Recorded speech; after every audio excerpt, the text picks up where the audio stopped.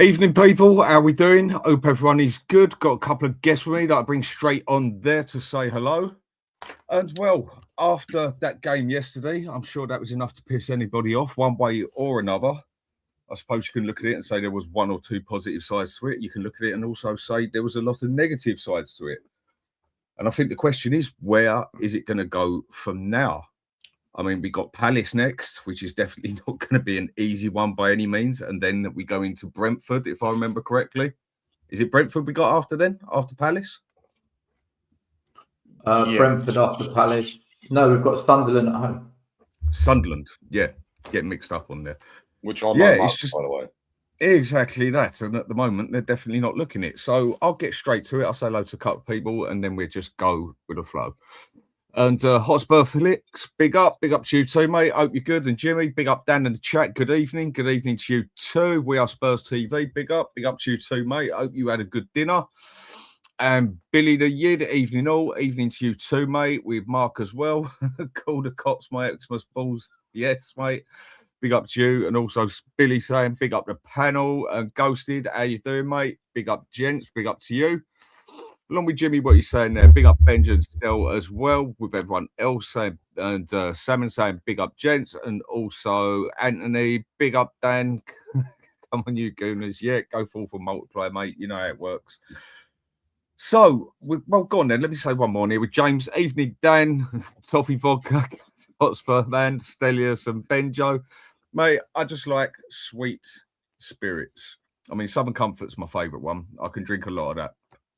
And vodka, I don't really go with straight vodka because it doesn't bring out the best side of me. That's why I like a bit of toffee vodka. But anyway, you two, how you doing? Yeah, very good, mate. Very good. What do you want us to say? We've just lost another game now. Well, so go on. Let's go straight to the game then. Let's just go straight with the game then. Your view on the game yesterday. How did it go? Did it go good? Did it not go good? Of course, we lost. We know that. Come on, surely you can find a positive side to it still, can't you? A positive side? Not really, no. Look, you can clap them off the pitch for trying. We lost 4-1 to Chelsea when we were down to 9 men with Ange. We clapped them off the pitch for losing 4-1. I just think what's you'll find what you want to find. If you want to find a positive, you'll find one. If you want to find a negative, you'll find one. If you want to find balance, you'll find what you're looking for. For me, I was at the game and it really has dawned on me that we are now a club that has normalized losing. Losing is just normal now. That's where we're at as a club and as a fan base. It's just normal to lose. And where it was unacceptable in the past, so for example, Poch got off to a bad start in 2019. It was unacceptable. He got fired. Mourinho had us 7th. That was unacceptable. He got fired. Conte had us 4th, but he was digging out the club. That was unacceptable. He got fired. Nuno got off to a good start. Then we went on a 5-6 game losing streak. That was unacceptable. He got fired. Ange won a trophy, but he lost a lot of games in the league. That was unacceptable. He got fired. Now, it's just acceptable to lose every other week. We've literally made the unacceptable now acceptable. Just don't know where we are because I've never seen it before where it's normal to lose and it's acceptable to allow it to happen. I've never known this to happen before. Where I just feel it's accepted by fans. It's accepted by the club. Some people will call it out. Some people will have an opinion on it. For me, I just think I go to the games. I don't expect to win. We don't win. I'm not surprised. Fans get upset. I don't because I don't know where they think we're going to win from. The tactics aren't good. Half the players aren't good. The manager's substitutions are always odd. The board don't seem to give a crap because it's been going on for 25 years. What do you want me to say, Dan? Well, okay. But on the game as a whole, though, I mean, one thing I can say I think about the game, I mean, when we went 1-0 down, I mean, I must admit, I thought we were going to get absolutely destroyed. And we didn't. I think we still gave it a bit of fight to the game, which is something I expect off them. Well, these players, I don't really expect it off them. It is what I want off them. You would expect that off a normal team, but these lot seem to just turn up and try when they wish to as such. And I think we have enough games to give the evidence on that as a way. But I think the game could have gone a hell of a lot worse for us in the aspect of the results and that. But what happened during the game? I mean, that referee, I don't usually want to blame a referee for much, but what the fuck was he on? He definitely wasn't a friend of ours, was he? I mean, Ben, how did you see how the game went? I mean, I'll go into cards and everything that. To be fair, I'm probably not as down in the dumps as everybody else because the way things are going around now, I kind of expected. But for the game as itself, look, you can admire the small amount of fight that we showed. You know, you can. I can respect that. But if you ask me, I feel like Liverpool were there for the taking. And I know that's not usually a term you hear when it comes to Liverpool, but they're not in a great vein of form. You know, no. I felt like there was a chance we could have pulled that off. And I mean, my mind just keeps going back to Xavi. I'm absolutely livid with that man. Reckless, stupid. I mean, part of me thinks he did it on purpose, but you know, for the game as a whole, I don't look. You can call that a bit outlandish if you want, bit out there, but he was playing. It wasn't great anyway, and he just looked like he didn't want to be there.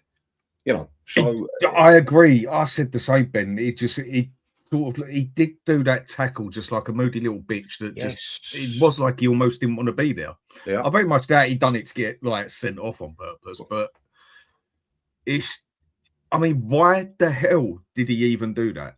I mean, seriously. I mean, I know there's still people arguing here and now that it wasn't a red card. I mean, for me, that's a red card all day long. Yeah. You can't. You literally can't call it any other way. You can't. Like the thing is, the tackle itself didn't even make any sense. Why? What were you doing that for? It's just ridiculous. But again, like I said, you can admire the fight we've shown. But aside from that, again, it's another mismatched performance. I don't think Frank set up wrong, if I'm honest with you.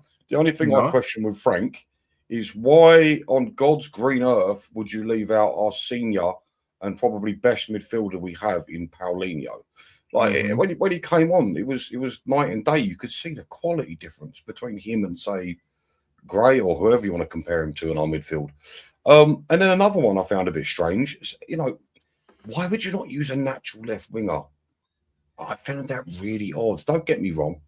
Bergval's nothing to shout home of. Sorry, Odeberg is nothing to shout home about, and neither is Tell. But would you not want, you know, a natural left-sided winger out in that position rather than a 19-year-old central midfielder in Bergval?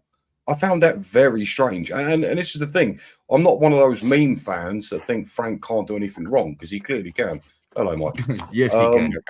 He absolutely can. But I have to say, at least with those two, you know, those two options, I found very strange he decided to go with, Gray and Bergval. Very, very strange. I mean, that was the bit I found a bit strange with it as well. I mean, everyone knows my opinions on how I think there's certain players here that just aren't quite good enough as such.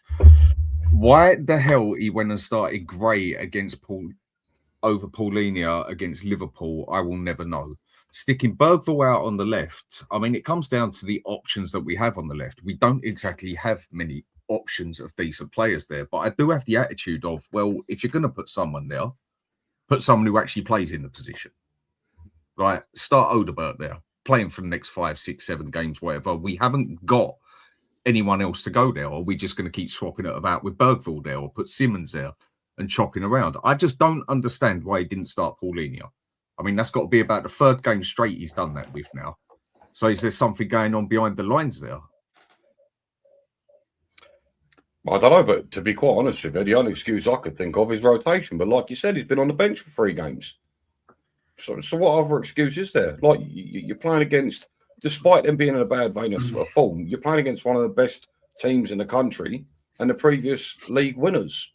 You know, you got to have some respect. You can't be playing children. I think that's insanity. But you know, such is life. I really don't know what to make of it personally. Dan, Frank's lost the plot, man. He's lost the fucking. You think? Go on, go for it. Listen, this manager, right? Big up Michael, by the way. This manager he's known for being a certain type of manager. He played a double pivot of Bentancur and Palhinha. Whether you like it or not, it worked. To some degree, it worked. Mm-hmm. But he caved in because the fans said they want more attacking football. We need to be more creative. So what he's now done is he doesn't do it at all. So who's managing the club, the fans or the manager? At the end of the day, should we be going a double pivot every single week? No. If you're playing a team that's easy or a team that you know you can get at, don't play a double pivot. There's certain teams you do it just to make it solid because you know they've got talent to really hurt you. He doesn't do it. So he's gone from one extreme to the other, where he should have gone somewhere in the middle. Then, on watching us play, Liverpool were rubbish, okay? Liverpool were rubbish. They weren't good. And Spurs, I don't even think they hassled rubbish. us still, really. I don't even think they gave us much Dan, hassle. I was there. I've been to... They were wank. I've been to hundreds of Spurs games, hundreds and hundreds. That's one of the weakest Liverpool teams in terms of the way they play that I've ever seen come to our ground. I can't remember a Liverpool team that shit come and play Spurs. And what was concerning is we had the possession, we had more of the play, yet nothing up front. So let me ask you this. You've got last season's top goal scorer on the bench. You've got this season's top goal scorer on the bench. If you've got your top goal scorers on the bench, what do you think is going to happen? I'll tell you what's going to happen. No one's going to score. Mawani is not a striker. I've been saying it for weeks and weeks and weeks. He's a good technical player, as an attacking wide player, maybe even in the 10. But as an out-and-out person that's going to score goals, this guy misses headers every game from 6 yards, every single week. So why is he up front when he hasn't scored one Premier League goal? And Richie, as shit as Richie is, he does get you a goal, right? Brendan Johnson, he's crap. He's shit. But you know he's got a tapping in him. So for me, the double pivot has become a problem now because he doesn't do it at all. He doesn't want to play any of the top strikers. Then he wonders why we don't score. And what I noticed on the weekend was we are being coached. I feel like we're suppressed. Like Birdwell gets the ball, and rather than being positive and forward playing, he thinks, and then he goes sideways or backwards. Kudus is doing it now. Kudus has become a sideways merchant. The only player in that Spurs team yesterday that got the ball and said, fuck this, we're going to go for it, was Jed Spence. The whole game he did it. So, look, man, I think Frank's just lost the plot. I think he lost. Every manager. Every manager at Spurs loses the plot, by the way. Everyone. That's what I was going to say. It seems to happen a lot. Like every time someone seems to come to Spurs, they always lose the fucking plot, don't they? I mean, half of them. It's like my little man who stands next to me. Like they come out walking like that, wouldn't they? Like looking like one of them ones. And by the way, it's lambs. Go on, Mike. How you doing anyway, mate? Yeah, big up, boys. Is Stelios' audio quite choppy? Or is it only for me or for everyone? Because Stelios, like, I don't know if it's your Wi-Fi connection, but for me it was a bit like choppy. So I don't know. Maybe like you know, the video definitely is right because you went from this to this in like 3 seconds, right? So I'll come back in. Listen, I quite ironically, I had friends over yesterday, so I switched on the game. I've watched first 60 minutes, I think. When was the second goal? Like 60 something minutes, right? Like 58, 62 or something like that, right? I mean, their first goal was 56, yeah. Then first goal was they were like really close to each other 66. Or something, right? Yeah.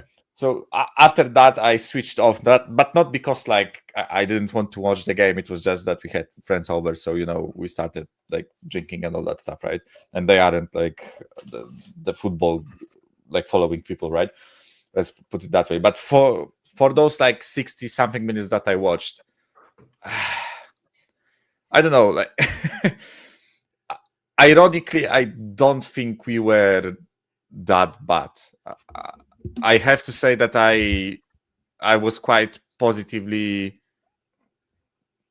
like I was quite positively taken aback by our approach. I don't think it was bad, but then I just think that we literally just shut ourselves. It was like literally like level grade 3 diarrhea in our own pants, right? It wasn't like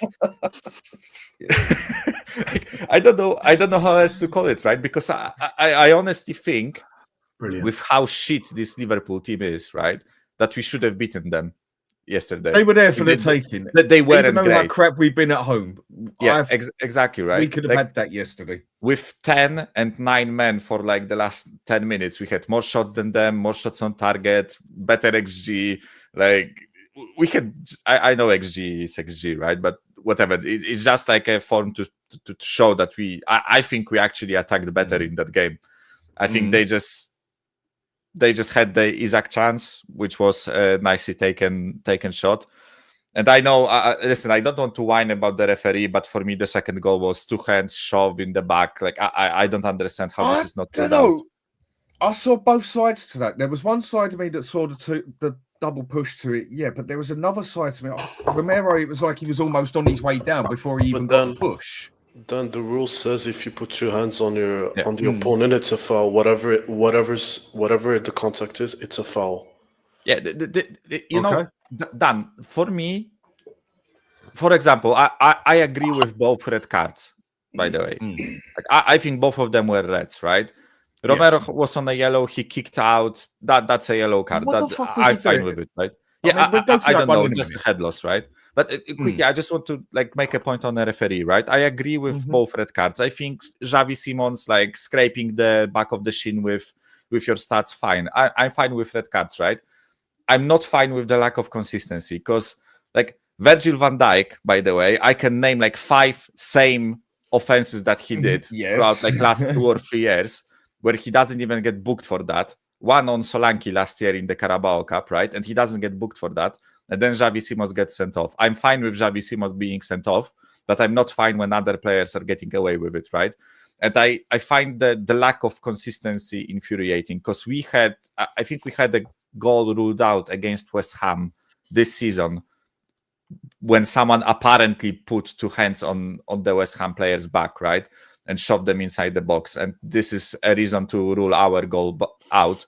But Ekitike puts 2 hands on Romero. And I know he was going down. Like, I'm not saying it was like clear and obvious error. I just want some sort of like consistency in the decision making, right? Because then you watch a game and you feel cheated as a fan, right? Because you see other teams or other players making the same type of mistake or the same type of like breaking of the rules. And you don't see them punished, but your players are punished, right? And I know that Liverpool fans in the chat, if there are any in the chat, right, they can say that there were plenty of times where they were cheated, right?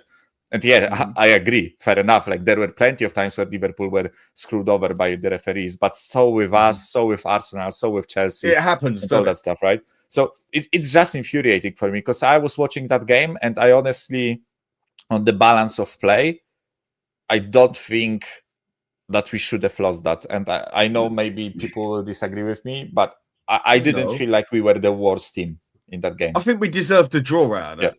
I do think we did deserve a draw out of that. Seriously. Yeah, I do think we could have got a draw out of that game. And it was frustrating at the end. I mean, with the red cards, I'll go with the first cut with Savvy. I mean, I don't know how anybody can even argue that one. That was a red card through and through. Why did he even have to go up and try and even make a tackle? Why did he even go up to Virgil van Dijk? There was no need. There was nothing to do. And then a lot of people I saw on the WhatsApps and sticking up for the Spurs player and whatever. Yes, I get it. But if that would have been the other way round, there would have been a complete and utter meltdown that the other player of the other team had to go off. That was a red card. End of. He stuck his studs straight through his calf.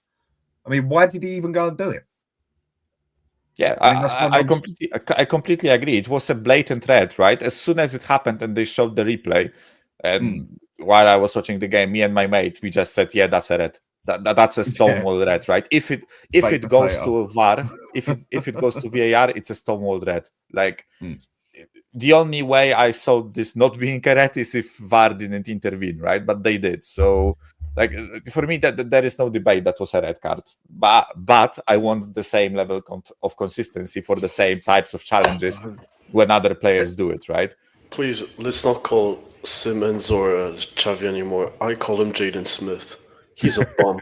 He's a freaking bum. Just get him out. No, he's a bum. I can see you had a good night last night. No, I had a great night. But ever since he touched Spurs, he turned into Jaden Smith. I don't know what is wrong with him. He is absolutely garbage. Bro, if Johnson was Beetlejuice, then what is like? No, I can say Warriors, but I'm probably gonna get cancelled, so it's better if I just keep my mouth shut. But anyways, go on, keep going. No, I just want to say, like, fuck, man, like 5-yard passes, like none of these players can do it. Like the 1-2s, we can't even do that. Like that's fucking grassroots. We are shit in every department: shooting, passing, defending, headers, every fucking thing. Well, what did Frank get wrong with it then? What do you think he got wrong? Did you think he got the formation wrong? Do you think he got the setup wrong? Do you think he got the players wrong? Well, everything he got. Well, everything was wrong since he signed at X Club, so that started from there. Okay, that's the start. But then I can continue with all his stupid comments, blaming the fans, saying this, saying that, we should do better. If we boo the fucking players, we're not fans, so that started wrong. But where he got it wrong for me, you're crying for number 6, you bring Paulinho, but then out of nowhere, he doesn't start anymore. Just because Mr. got got bullied by the fans. Just because we said we're tired of seeing Bentancur and Paulinho at home. Do you think that's why he really done it? Do you think that's why he really sat back and said, well, do you know what? I mean, because for me, I think we've looked at our best when we've had Bentancur and Paulinho next to each other. No, not the prettiest, but I think it's definitely made us when we've looked safest at the back, basically, yeah? And why anyone would want to start Archie Gray or Sarr or... Because people have... Dietrich, do you really think that he changed it purely because the fans was on his back? Yeah, because you can tell this guy never hit puberty. Like, he has no balls. He's not a man. I'm not even joking. This guy's not a man. He's a joke. Like, you can't even see his pubic hairs on his face. What is he good at? He can't coach. He's scared of the fans. And his fetish with Archie Grant Bergvall, what is wrong with him? Like, your best midfielder, you put him on the bench against Liverpool where you know they're going to control the ball. Mm-hmm. I actually don't understand why is it that Paulinho is benched and Bentancur is starting, right? Like, the Bergvall Gray thing, I think Paulinho is better than Bentancur. I don't understand why Bentancur is starting third game in a row. And Michael, just to show you how bad it is at Spurs, as much as I'm not the Bentancur biggest fan, he is our best midfielder on the ball. Yeah, at the club right now. I agree with. So he has no choice but to be at the number our box-to-box / deep line playmaker. We don't have a choice, even though it's pretty pathetic. But then your best destroyer, you don't even play him at the 6, and they have Gravenberch and McAllister in front of them. And you know they're going to play down the middle because that's what they're good at. Yes. Because they lost Trent and Kirkias and whoever plays on the right, Bradley or Frimpong. They're not good enough right now. They haven't been playing well, especially on the wings. So everything goes through the middle. And what happened yesterday? All the goals they scored were down the middle. Mm-hmm. But what he does, once we brought on Paulinho, that's when we got better. Dietrich, can I pull up on one tiny little thing first, mate? Is that all right? Yeah, of course. Do you mean what you say about Xavi? Do you know what? I'll tell you this, Benji. In the past, you can even ask others. I said Simmons, especially at Leipzig, was a freaking good player. Even when he won at PSV, even when he's played a couple of games for PSG. But I don't know what is wrong with him. It's like he lost all of his confidence and lost all of his ability ever since the transfer. And you know why I feel bad for Xavi? Us Spurs we're not the biggest club in England. Said, you know what, we want you because Maddison got injured. That's the only reason why we bought you. And you were not even our first choice, it was Eze. So clearly, like, it even shows to the player, we didn't give a fuck about you since day one. No, do you know what? I understand it. The thing is, I was one of the first to call out the fact that he's just fucking poor. But I'm seeing more and more at the moment of people saying, get him out of our club. I'm dead serious. I see it all the time. There is such a thing as an adjustment period. I mean, I could read off a few players that came to the Premier League and were absolute dog shit. Most recent, let's have a look here. Who's that guy from Chelsea, boys? Argentinian. Enzo Fernandez. Enzo? Yeah. Fernandez. Oh my goodness, absolute dog shite for a year or so. Yeah, he was. Look at Modric going to Real Madrid. The Real Madrid fans called him the worst signing in their history for the first year he was there. But you see, I'm just saying he does need Let adjustment. Ben carry on. Let Ben say what he's going to say. All I wanted to say was he does need an adjustment period, but I will sit back and agree wholeheartedly. He has been fucking shocking this season. But Benji, I just wanted to know if you meant what you said. Yeah, no, but Benji, do you know where you said, like, you gave an excellent argument with the players, like, they always need their time period. But you know what annoys me the most with Simmons right now? It's not even about, like in Leipzig where you can score, turn around, do a half turn, like all those things. I just mean the little basics, which is a 5-yard pass that he can't even do. That's annoying me with him. Yeah. It's just those little things. If you can show me this, I can say, you know what, you need time. Yeah, it's going to take time. You're not used to the pace of the Premier League. But passing, which is the basic of football, you can't even do it properly on a consistent basis. Yeah, but I think you called it right. On his feet, has he? He definitely ain't landed on his feet at all, this man, has he? I mean, I've seen a moment or two out of him. I think I've seen one good game out of him. But apart from that, I mean, you can say most of the team's been playing pretty poor, but I don't think he's really been that much better than bloody Odegaard on the left, if I'm going to be totally honest with it. But he is a younger player, and you can see there is nothing of, well, I say younger, but bollocks. He's 22, but he's fresh in the Premier League, and it might take him a little bit of time to settle down, basically. But you see the thing, if it was Archie or Bergwijn and said, you know what, they don't have any European expertise. Xavi played at Champions League level with PSV, played Champions League with Leipzig for many years. He has experience, even though he's young as it comes to age. But when it comes to career-wise, he's played a lot of games. Mm-hmm. So he's it's not inexperienced. He's not inexperienced. So it's not an double GA for the first 3 of his 4 seasons. Yeah, so it's not. Xavi Simmons is a good player. He's playing in a system under a manager that doesn't work for him, right? You might hate him, and by the way, you can all hate him. If this was an Ange team on the front foot, you'd see more out of Simmons. You would, because we were more possessed. We were more of a passing team. We were more of a transitional team. We were far more attacking. We were over-attacking. Xavi Simmons is playing in a pragmatic, sometimes wannabe attacking team that doesn't even want to properly attack the channels when they get the ball. How many times did you see Kudus and Bergvall get the ball yesterday, refuse to attack, and then we're expecting Xavi Simmons to do something? Doesn't work, man. This is we're not an attack. We're not an attack-based team. We're not. I have seen it with Simmons at points as well, running up the pitch, and then he basically has to stop because he's got nobody either side of him or even in front of him. I've seen that happen with him 2 or 3 times as well.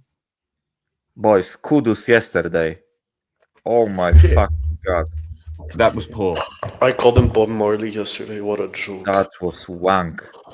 He was on drugs yesterday. Honestly, I don't know what happened to him, but I seriously wanted to see Johnson on the pitch instead of him yesterday. Like, that's how bad he was yesterday. Wow. He was bad yesterday, didn't he? I mean, maybe let me explain why I said that, right? Like, the only chance for me of us scoring a goal yesterday was us countering. And we actually took the ball off Liverpool quite on many occasions, right? And whenever it got to Kudus, he just stopped, checked back to his left and passed it inside.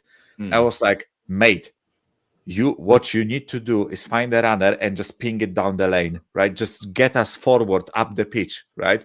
So, and Johnson, as wank as he is, right? At least if he got the ball in that position where Kudus was, he would try to run with it, right?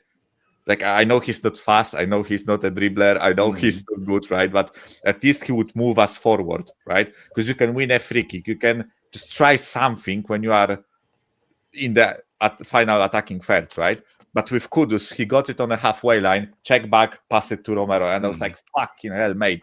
Just go forward with it. Like, I don't know, like, he pissed me off yesterday, right? And I'm not saying like he is a shit player, whatever, right? Not in any sense. But yesterday, the performance was really... It's almost as if after the red card, he just checked out.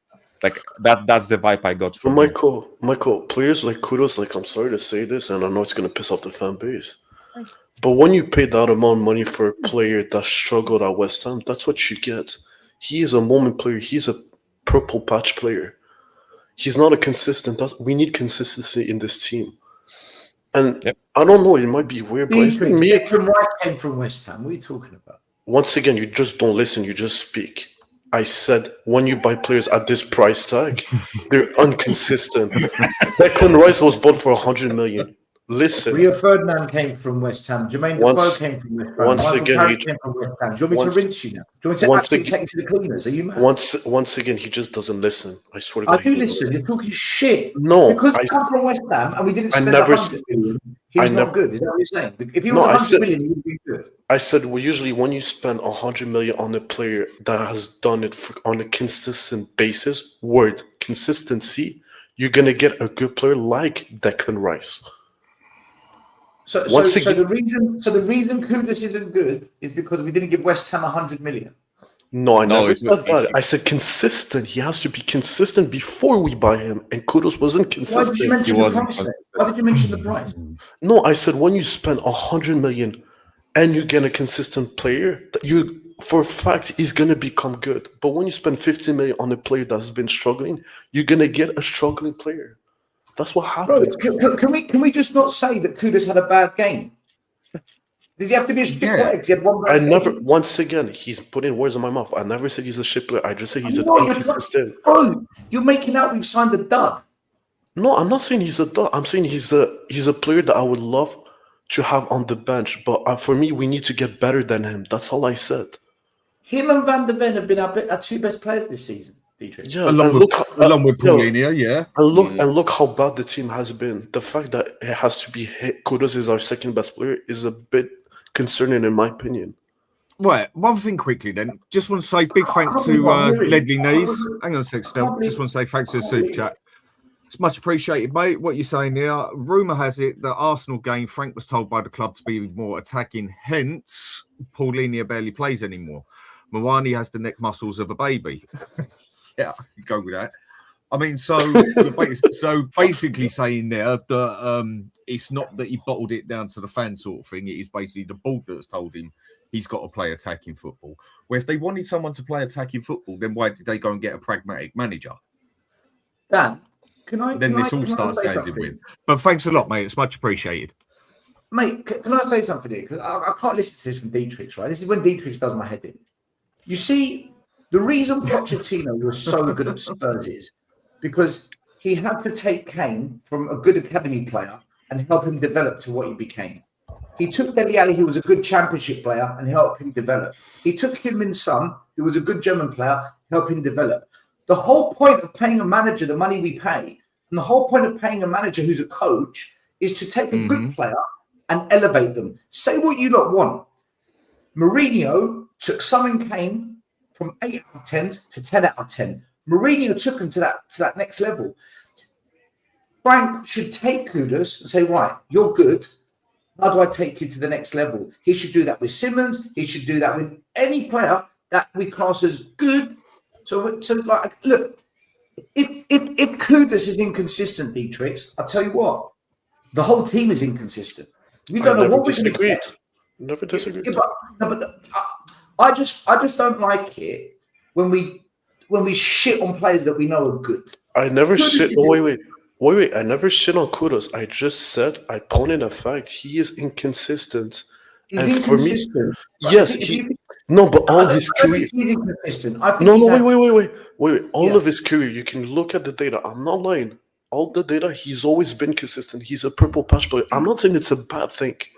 I'm just saying for us to take it to the next level, it's not good enough. Isn't that the job of the coach? Isn't that the job? Is it all last year? All I heard from every Spurs fan, we just need a coach. We need a coach. Yes. Get a coach. Yes. Okay, fine. We've got a coach. Fine. He can't develop all of these players because some of them are just shit. But surely he can develop more than 2 or 3. And when we sign in good players like Kudus, who is a good player, develop him further. Because listen, guys, if we have Poch in his prime, he'd take Jed Spence, he'd take Udogie, and Porro, and they'd be banging attacking fullback. Okay, let me ask you this. Carl Walker and Danny Rose, he took them two, made them brilliant. Mm-hmm. Okay, Can we not say the same for Dietrich? 1 minute. Can we not say the same for Kudus then? Can we say that maybe Kudus is suffering from not being coached at that next level? Is that okay? No. Do you know what? No. Do I think he might put him? Okay, when I say consistency, okay, I'm gonna go even deeper.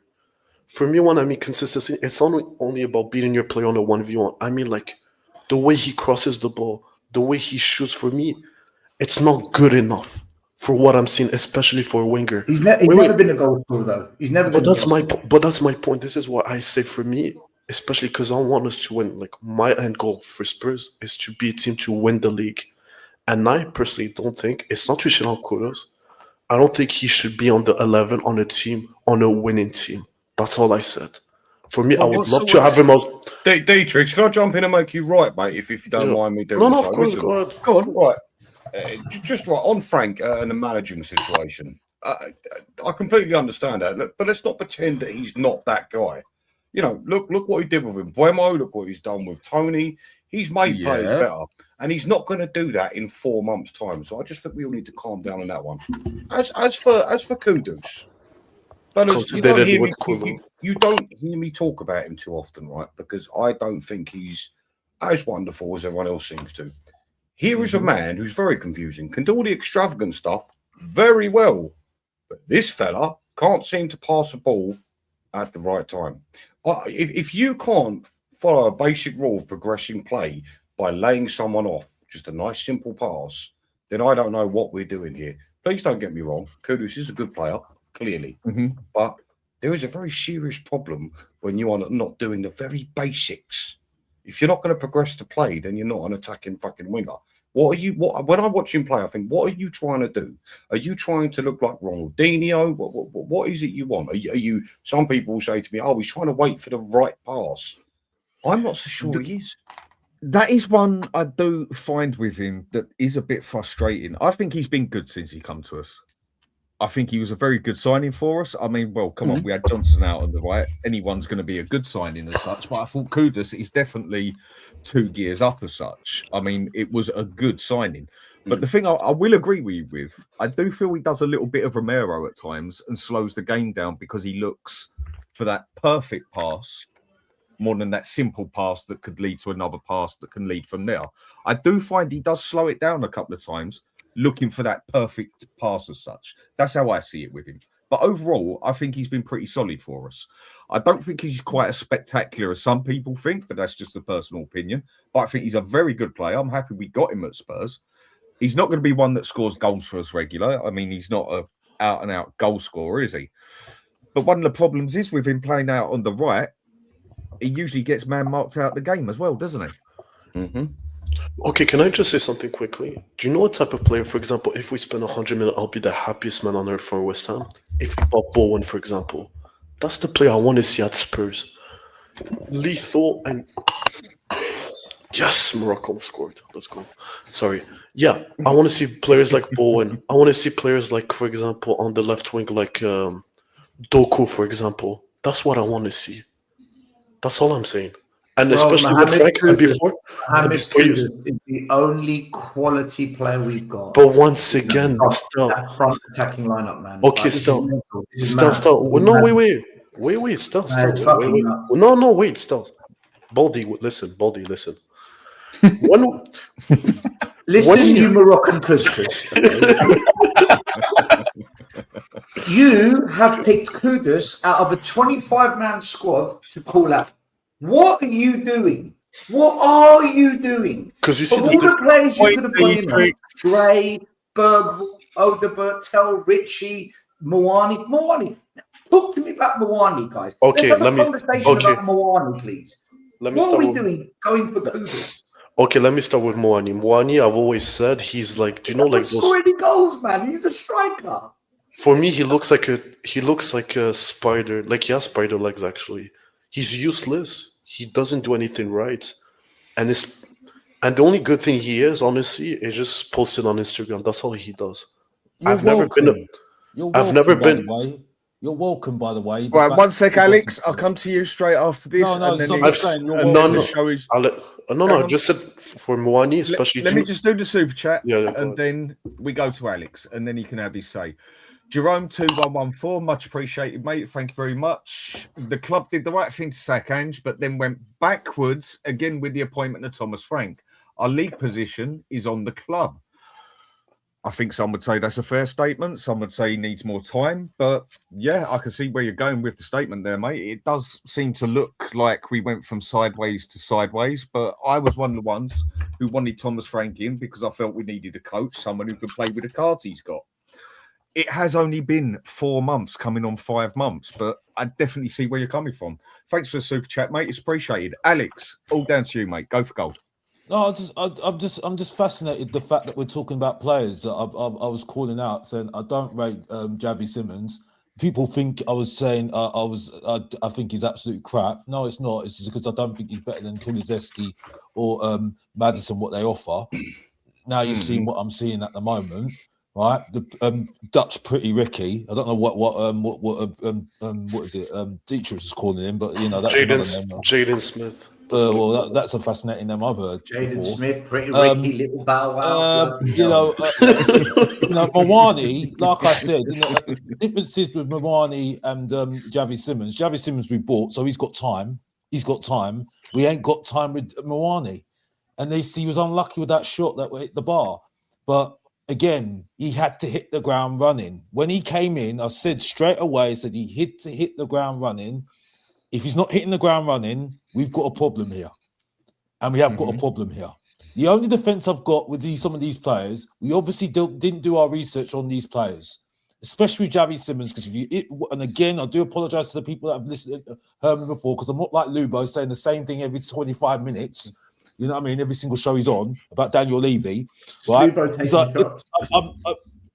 When you see Javi Simmons at RB Leipzig, he had Seska up front, and he had a Pender making runs. When you look at our team at the moment, what do you see right now that is matching what he had at RB Leipzig? Absolutely nothing. Absolutely nothing. So no wonder the guy is getting frustrated and making stupid tackles when he doesn't need to make stupid tackles and getting himself sent off. No wonder.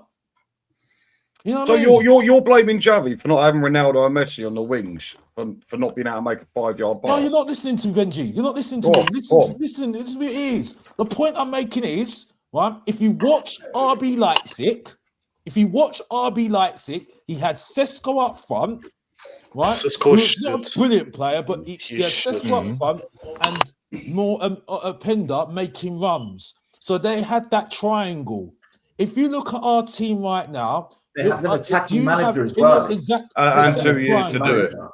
To do what he does, so he can recognise. They had an attacking team, an attacking manager, bro. They weren't. We were pragmatic, sometimes attacking. What are we, guys? What are we? What are we? When you watch Spurs, what are we? I don't know. Shit.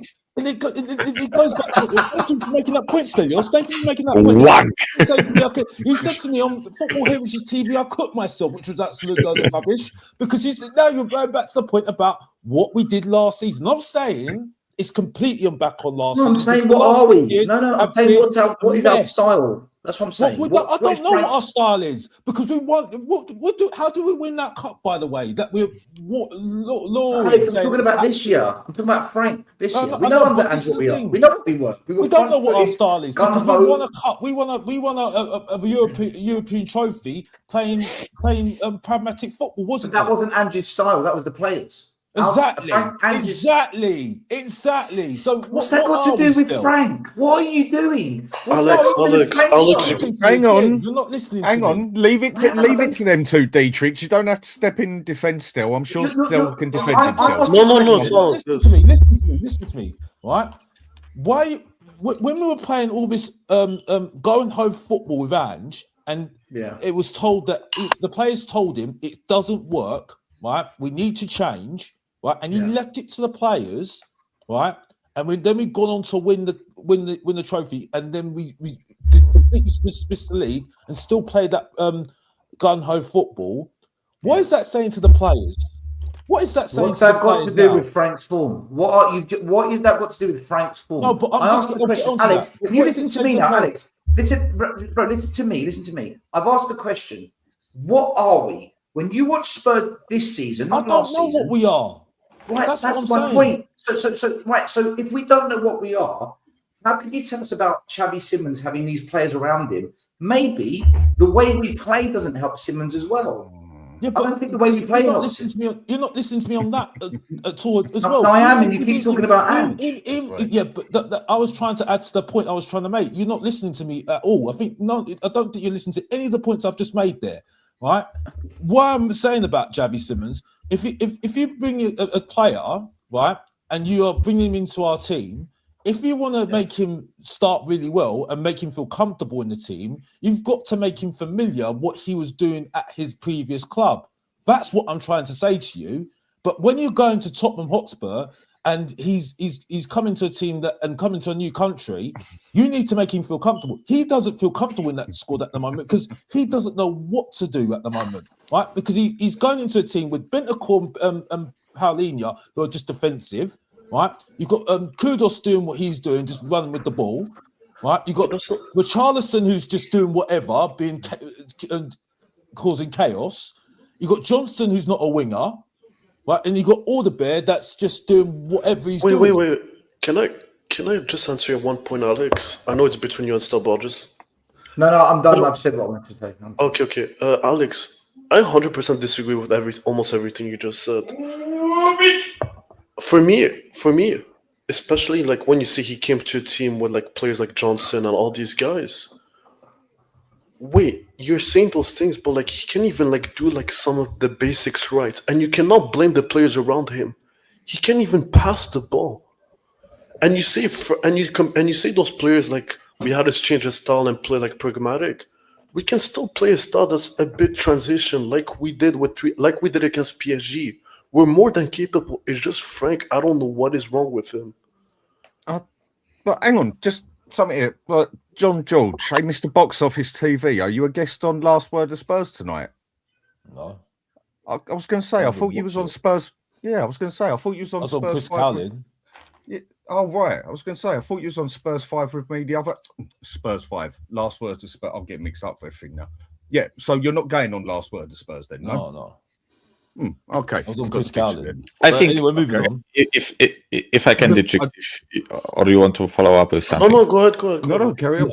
I think the question you posed that is really like the essence of our problems. I think because I think no matter what like countermeasures you employ to try to negate the opposition, and no matter like which formation you play, you still have to have like an idea of how the team approaches a game every single time, right? So people say that, and okay, let me put it that way. People say that Pep Guardiola has like one way of playing football, right? But actually, if you look at like how Pep Guardiola sets up his teams, it's different. Not like every single game different, but he approaches different games with different like little things in the build up, or different things in like the shape of the team or things like that, right? But the general idea of like how his City team is supposed to play is like 95% same, right? Every single game. It's we play out of the back, we keep the possession, we like play intricate passes, we overload the midfield, we do this, that, and the other, right? I think our biggest issue is right now that I think we not only do not have like a set way of playing in terms of formation, we chop and change formations and like but we also chop and change the approach to the game, right? So I think one game we try to be like this ultra defensive, low block, counter-attacking team, right? Then the next game we try to play possession. Then the next game we try to play mid-block. The next game we try to press. The next game we don't press at all. And I think what it means is that I think our players are confused on the pitch, right? Like I honestly think I think everything looks confused, Mike. Yeah, at the minute. Yeah, at the minute, definitely. But when this whole like shit show started, after like a few games in the season, right? This whole like downward spiral started, right? I think it was because our players, like, he chops and changes the personnel, right? So they don't build chemistry with each other. He chops and changes approach to the game, which means they don't know if they are supposed to press, or they are supposed to low block, or they are supposed to counter, or they are supposed to keep the ball. And he also chops and changes formations and like positions of players, which for me means that those players don't even know how to do their role on the pitch, right? Because plenty of us pointed out, like, the midfield is a clusterfuck, right? Like, we have 3 players in the midfield and they constantly rotate with each other, right? It's like one time Bergvall is a number 6, then he's a number 10, then he's a number 8, then he plays on the left wing. Like, Poro is one game part of the back 3, then he's an attacking wing back. Like, Kudus is an inside forward one game, or a pair of a double striker, then he's a touchline winger. Like, I think it's early to make this much change in the team, right? I think usually when we say that there is a new manager bounce, right? A new manager comes and there is a bounce in form of the team, right? For me, this is because a new manager comes and says, this is the way we approach the game, this is the formation I play, and he doesn't change much, right? He just coaches this fucking way to play the game, right? And he's like, listen, you will play my number 6, right? And as long as you are fit, you will be my number 6, right? Then this player knows, okay, I'm a number 6. I know what to do on the pitch, right? I know I'm a destroyer. I'm supposed to kick people's shins, take the ball off them, and just pass it to the number 8, right? I think, like, I've seen Palhinha being the most attacking midfielder out of the 3 in our games. He got forward yesterday when he came on, didn't he? Yeah, yesterday was a bit different because we were playing with 10 men, right? But in general, there were games where we are playing with 11 men on the pitch, and Palhinha was the most advanced midfielder. Like, how the fuck is our destroyer, the best guy at taking the ball off the opposition, the guy that is the most advanced, and we have Bergvall, who, as much as like he has his flaws, I think he's better up forward than Palhinha, right? I know Palhinha scored a few goals, right? But in general, I think Bergvall is a bit better than Palhinha up forward. So why is Bergvall the number 6 and Palhinha the attacking mid, right? Like, it doesn't make sense for me. I think what you said, Star, right? I think we are seriously having like an identity crisis at this point. So hang on a second. I just want to say thanks to Mark Swift. Happy Xmas, Dan. Much appreciated, mate. Thanks for the super chat. Hope you have a good Christmas as well. I think it's just not a balanced squad. I think it's just not a balanced squad at the moment. No, can I just add something? For me, it's a bit shocking that after 4 months, which I agree, it's going to be hard for coach to implement and for us to like go all guns blazing. But it's a bit shocking after 4 months, we don't even know our best 11. Yeah. And for me, that's my biggest issue with Frank.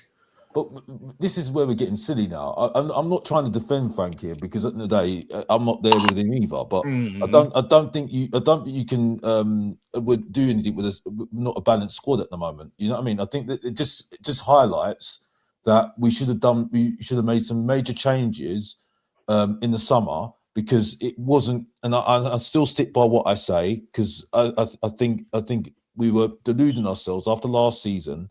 And the form has really come back to bite us this season. I think it has come back to bite us. And the idea, because we don't know what identity is as well, right? And that wasn't cleared up as well, I think, during the summer as well.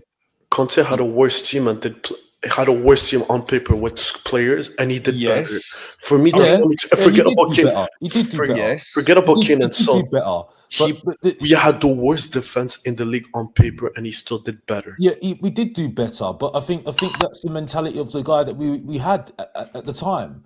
And then when he left, the manager, so and when he left, that's when it fell apart.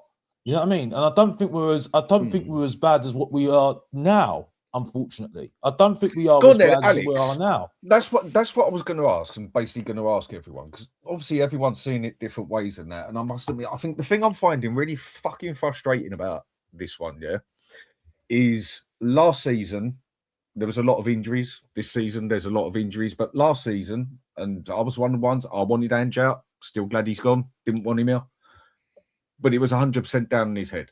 Now, a lot of the goals, a lot of what were conceded, a lot of things were down to tactics, but it was purely on his head. Now, all of a sudden, it goes over to the other way, and we're looking just as bad, if not worse, at this moment in time. And I know some people don't like to judge and everything else, but do you know what? Bollocks to everything, because if I want to say I'm doing better or worse, I have to compare to somebody. There's no point on me comparing to Poch, because that's 5-6 years ago. So I've got to compare to Ange at the minute.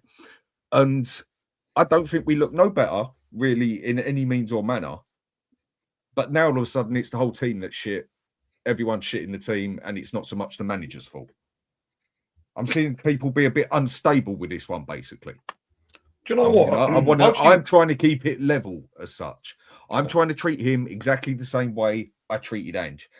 And I just feel some people are definitely fighting tooth and nail for Frank. I think the problem is definitely on both sides there. The team is a problem. I think the manager is a problem as well at the moment. I mean, Alex, what do you think with that? The whole situation. I think the manager's got a lot to showing his quality as well. I think the manager's showing his quality as well. That he's come from Brentford. I think that's showing that as well. I think the care and the what we've done over the last how many years has not helped either. Without going on about what the previous chairman is, and I just think, like I say, put the analogy out there. Like it's like having, maybe people don't like this, but it's like having a one night stand, right? Us winning that cup last season, and you had the best night of your life. And you think you're on top of the world and think you've achieved something and you're going in the right direction because you've achieved that goal, because that's all you're focusing on. But then you completely forget all the other parts of your life. To forget everything in the part, just forget everything. But then after that moment, it doesn't work out, that person, because they never liked you in the first place. And then everything seems to fall apart. Everything else in your life seems to fall apart. You know what I mean? And because you didn't address those things during that time, because you dismissed it, right? Well, if it's only a one night stand, Alex, mate, you only get 24 hours. I know. So you don't get much time. 45 seconds, mate. I don't know about fucking 24 hours, but this is what I'm trying to say. It's kind of like that for me at the moment, right? And what I'm trying to say is, at the moment, I don't know how we get out of this. The only thing I would say at the moment is because we've got Frank and stuff, we got Frank in, we kind of got no choice but to keep him at the moment, because I don't see us, if you sack the manager. All right. Yeah, but that's a different point to go to, Alex. Basically, what I'm saying is, I mean, Ben, do you think people are treating Frank the same way they treated Ange, or do you think Frank is actually getting a bit of extra slack as such? Because all of a sudden it seems to be where I see it a lot is it's all the players' fault, not the manager's fault. No, and I'm sorry, I've seen enough of this season to say it's just as much the manager as it is the players. So it's a really difficult one for me, but I mean the easy answer is quite simply yes. I feel like Frank is getting more stick way too early, but at the same time I understand that, because look, I think the hardest thing you can ask Spurs fans right now is for patience. It's a tough thing. But I want to go back with this answer to a brilliant bit of analysis by Mike. I think what he said is absolutely spot on. Hey, look at that, you know, these players are confused. And look, a lot of people say, oh, you know, we don't have an identity. I think the identity we're going to have under Frank is to be an adaptable team, make a game plan for each individual team we come across. But here's the questions and the answers in the same sentence. Where we are trying to become that type of team, you can clearly see the players are struggling with it. I mean, I'll answer what Dietrich said a second ago. The whole situation where, you know, you've got Paulinho bursting up the pitch rather than somebody else like a Bergvall, that's just down to a lack of effort from the other players and probably a bit of poor mentality. But like I was saying about the way the team plays, look, this team, and in the way Frank likes to do things, is going to struggle, because it's going to be play this way, play that way, because he's trying to adapt to each team. And I think the only way you rectify that, or improve on it, should I say, is time. I think if these players keep on going through these roles, keep on changing the tactics up, eventually it will click and it will start to set in. I understand the frustration with Frank. I'm frustrated with Frank as well. I'm not going to sit here and pretend he's fucking football Jesus. Yes, I do. But at the same time, I just think his current situation, I feel like it's like, good Lord, won't we screaming out for an adaptable manager? Now we've got one. People seem to be complaining that it's taking too long for everything to gel. These things take time. I don't know, mate. Like, Benji, for me, it's frustrating. Benji, let me ask you a quick question. Do you think, let's say, if we had Glasner, he would do a better job? In your opinion, of course. It's just really hard to answer. I mean, do you know? I'll tell you something. I don't. Think no, in your opinion, would you say a manager of his caliber that took Crystal Palace to their first trophy in such a long time, do you think he would do a better job? I mean, with this team. Tottenham Hotspurs, probably not, mate. If I'm brutally honest, probably not. No, compared to Frank. Yeah, probably not. I don't think he would do any better. I think the problems we've got at this club lie deeper than just a manager. And how come Ange? I can agree with that. No, I can agree with that. No, I can agree with that. But how come Ange had a better record last season than Frank? I hate this. Because no, it's not. You can hate it. I'll answer it. Because Frank is trying to implement a completely new style, and it's an easier style to implement. No, but so much change has happened at the club in the last 4 or 5 months. You've got to take these things into consideration. And also, again, I've said it before, I'll say it again. 3 of the 4 front line are brand spanking new, and players don't gel overnight. So it's. Benji, I don't want to make it sound like I'm making excuses, but I just think we all take a deep breath. Can I ask then? Why was last year's top goal scorer and this year's top goal scorer both on the bench against Liverpool? Again, this is where I also agree. Because the thing is, like, I'll defend Frank to an extent, but there are things I do question. Again, at the start of the show, I said I really disagree with the fact that Paulinho wasn't on the pitch and a recognised left winger wasn't on the pitch. I think that was criminal. So there are issues that Frank's got. I don't want to. You know what's happened? Go on. Let me tell you what's happened to this fan base, right? And it's an absolute tragedy of the highest level. When Poch said, "Nice house, now we need the furniture, paying for rebuild," I will never forget the fans wanting Poch out. So many of the YouTubers now wanted Poch out. I don't forget. They all wanted him out. I remember saying, we're going to regret this. We're not going to get a guy like this that works under this ownership. That's when I became Evie. That's the day I became Levy and Enoch out. I wasn't Enoch or Levy out. That's when I switched. We then bring in Mourinho, a serial winner, and the fans turned on him. Football shit. Football's rubbish. It's turgid. He didn't stand a chance from day one. From day one, the fans didn't want him. Then we get Conte, who, again, a serial winner, gets us fourth, keeps us fourth. Oh, he's stubborn. He's stubborn. He never changes tactics. He's stubborn. This doesn't work. They hounded him out. The guy said, you know what? Fuck you. Fuck your club.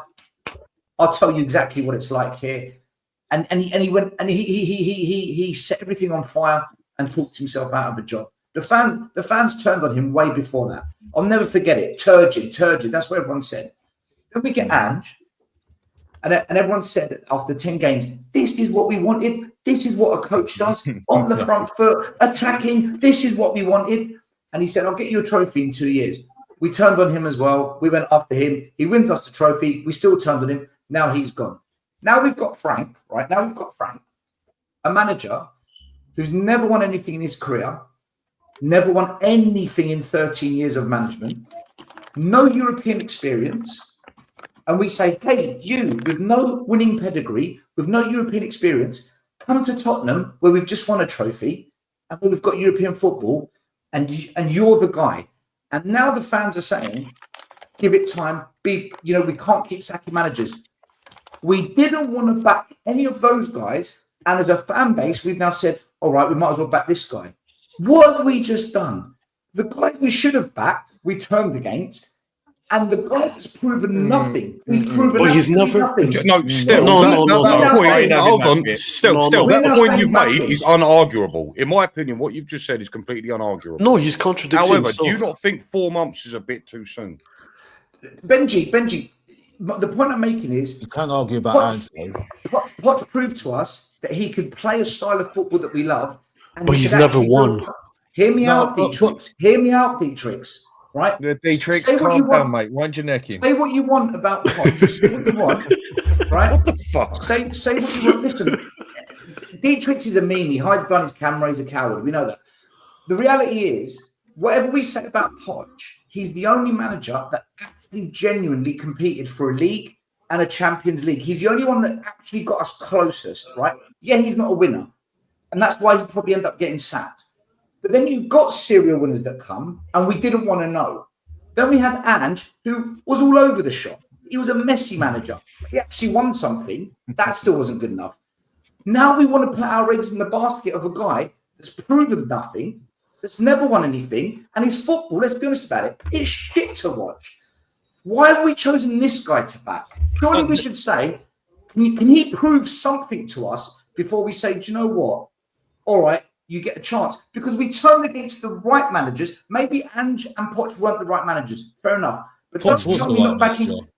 Tell me not backing Conte wasn't the right thing. No. He was the right guy. But we didn't have the balls for I it. agree- We didn't I- have the balls for it. Hang on, Alex, let him finish. I stick by what I say. I stick by what I say, right? And I make you right on this. So still, we should have stuck with Poch or got somebody similar to Poch because we were not ready to win. This is the point I made. Yeah, but look, we weren't. that's No, all no, done no, and come on, dusted. It's over. It's Captain finished. It's hindsight. over. Get on with it. We So are Dan, now we got to with learn Thomas from it, though. Frank. Dan, we got to learn Again, from it. again, We got to again, learn from again, it. you're not it looks listening like, to me. hang on, Alex, hang on. And it looks like we haven't learned very well then, doesn't it? So But what are we that going to wasn't- fucking do now with this? No, but still, talking You're about not listening to me, Poch. though. Hang on, I'm it's going all back on talking what about I'm going Ange on. and everything else. I'm But what are going. we I'm going to going do on. now? I'm going on what Stell's saying. I'm not going on what. I'm going on what Stell said. He brought up the whole thing of the whole cycle of what when Poch left. Right, that's what I'm going on. Right, because I agree with him. Because I said we should have kept Poch. Or got somebody similar to Poch because we weren't ready to win with that team. We needed to redevelop that team. That's what I'm trying to say, right? Because he's a development manager, right? And I think we're still at that stage of developing the squad still because we're not ready. The team's not ready at the moment, and we've been trying to do it since Poch left. Right? Okay, The time that we should have sacked Poch was when we had that team of when we missed out against Conte's team against Chelsea. That is the time we should have let go of Poch and then got in a winner because that team was ready to win. That team was ready to win, right? I'll give credit to Sava. He made this point, not me. But the point is that's when you should have got rid of, been harsh and said, "Yeah, we're not ready. You're not ready to win. Thank you for your time. Get a Mourinho in, and the Mourinho brings us over the line." That's when you do that, right? But at the moment, we're not at that stage, and unfortunately, What stage are we at? we're at the beginning stage, mate. We're still at the beginning stage, mate, because we've still got the Archie Grays and Bergvals in our squad, right? And we've still got Richarlison up front. So we're still at the beginning stage, mate. We're not even at the stage where we can say that we can compete with we're at the same stage of bloody Fulham at the moment. Because at the moment, we're not even beating them at the moment. Well, we're not beating many at the moment. Hang on a sec, Dietrich. Yeah. Just want to say, Danny Kariakou, cheers, mate, for the memberships. Anyone who got one, do say thanks to him. It's much appreciated, mate. You're still a prick, but much appreciated. Still, can I ask you something quickly? Only if it's sensible, not stupid. First of all, listen, Baldy, listen. Okay. There you go. No, you can't. No. You put your camera on. No, put your camera Dietrich, on. why does it have to come down to abuse? Why do you have Because to he's be a an pussy. abusive person? He's a pussy, right? He just attacked me. You see, I feel He's a attacked. pussy. I feel he's No. attacked. It's okay. He's It's okay. bullying me. Just admit He's you're a bullying pussy. me. Just admit you're bullying. No, Okay, you're a pussy. It's a fact. Okay, I don't mind. Sure, yeah, I don't mind. Anyways, As long as we agree. anyways, You say you want Poch back, and you say Poch was the best thing to happen to Spurs, which I agree with. I had my best time at Spurs watching him and Conte, both of You've them. asked me this question 5 times. I'm not going to give you the Yeah, same yeah, answer. I know. But then you criticize Frank for not winning anything, but then you give leeway to Poch. I don't see why it's fair to Because attack Frank, Poch but has not Poch. proven. Poch has. I'm going to answer the same question. Dietrich, listen. I'll answer your question on one condition. You've got to actually listen to the answer, remember it, and not bring it up every single show. No, because you don't make any sense. Because if you've got a condition, I can't help your condition, right? So No, my I'll say condition. one I cannot last watch. time, I can't watch ball because games. you've asked me the That's my same condition. question. It's like, do you know what you're doing is like what the idiots do in the comments because they're too scared to come on a show. Their confidence, their lack of confidence, they take it out on me because I am confident to come on a show, right? The same idiots that say, Stelios, you hated Johnson, now you want him to play. They don't tell you the bit where I said Johnson is shit. I don't like him. But whatever I say about him, he scored 19 goals. And we can't score at the moment. That bit they don't tell you. They just tell you part of it. You're doing the same thing. So I'll repeat it again. Pochettino is the only manager that got this fan base, that got this club, and actually unified us and understood this ownership. He's the only one that's come here and all hell didn't blow up. He came here and he got us. He said, right, I know the football you need. I know what I'm going to try and do here. And he just brought it together. He asked for Mitchell. Mitchell came with him from Southampton. He knew he needed that guy.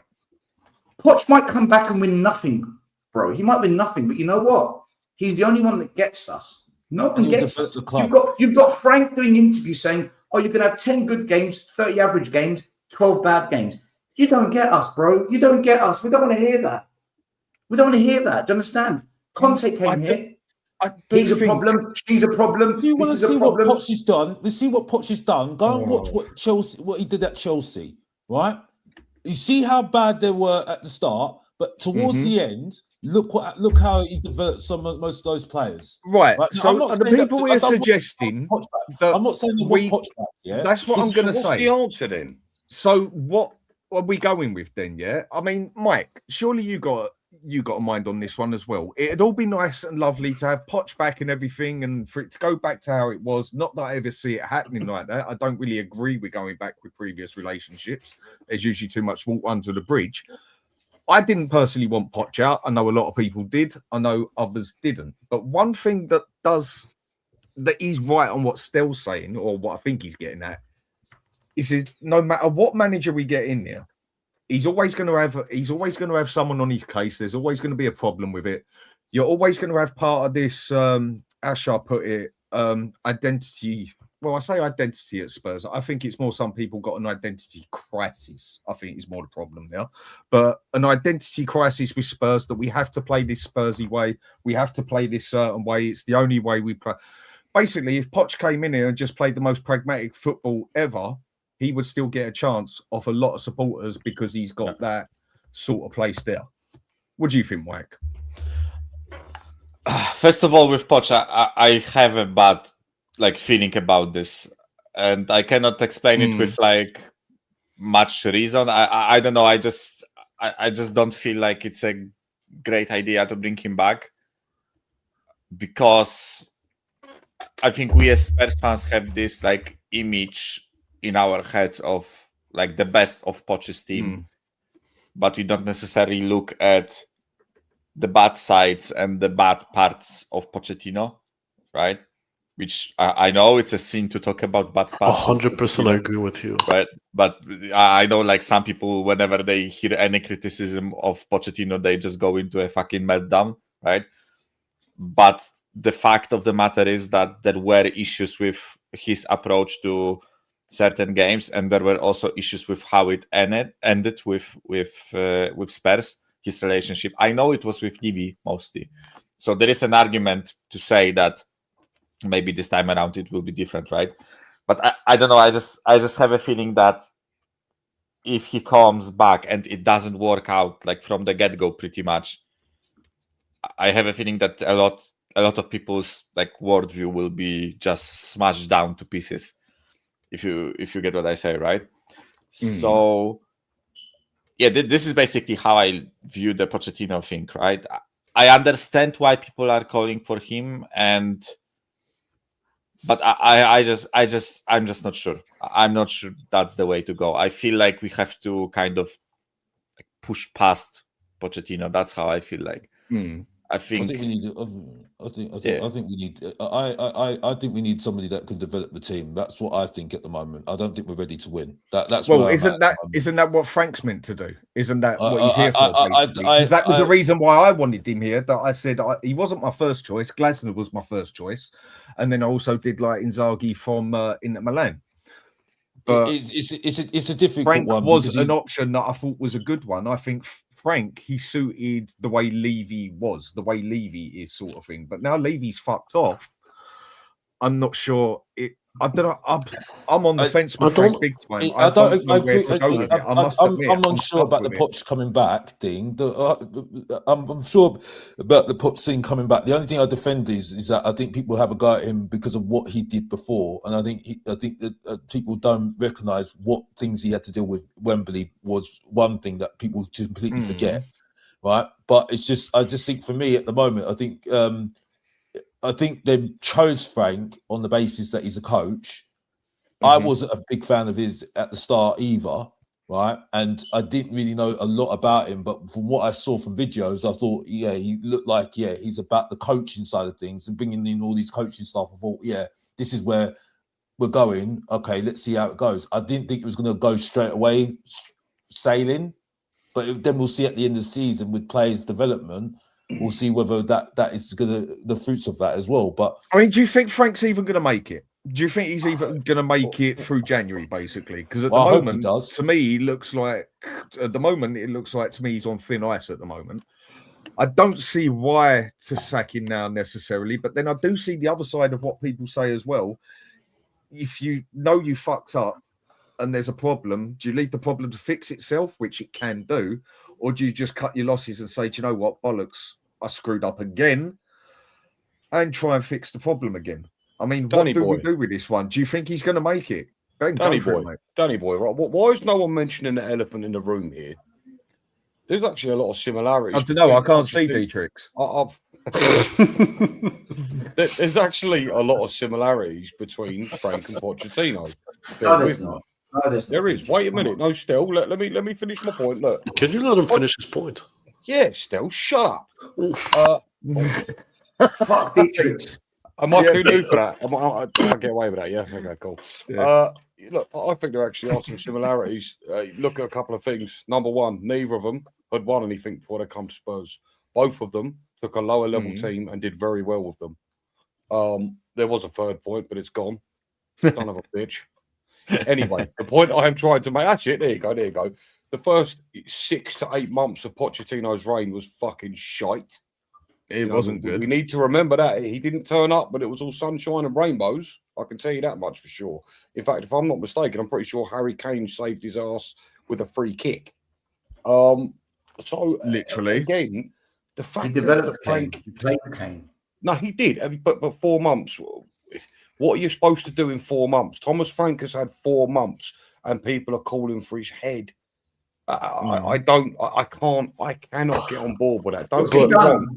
I'm not. He's done nothing. You're right. But what Pochettino done? Okay, wait. Because Pochettino took Southampton, got them into Europe, playing the best football in the league at the time. They were a fantastic team that developed the youngsters. He brought them through, and they're on the front foot with a high pressing football.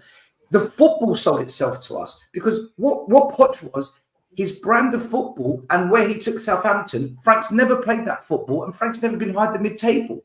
That was the difference. Yet YouTubers are saying, oh, but when you compare Poch to Frank, don't compare. Poch was better than Frank. Poch was better. He was doing better with Southampton. And Poch did better in less time as a manager than what Frank's had. Frank's had 13 years as a manager. When did he ever play good football that fans love? When have you ever seen Brentford play the kind of football you think, oh, I can watch this every week? I don't think fans are going to buy it, Benji. Fans want the Spurs way, by the way. That's another illness in our club. That's another disease we've got to deal with. That's my... Benji, can I just add something quickly? I hear what you're saying, Benji, by the way. I hear what you're saying about the start of the season. You're not wrong on that. But We turned on Conte because we didn't like the football. We turned on Jose because we didn't like the football. We turned on Ange because we weren't happy with the tactics.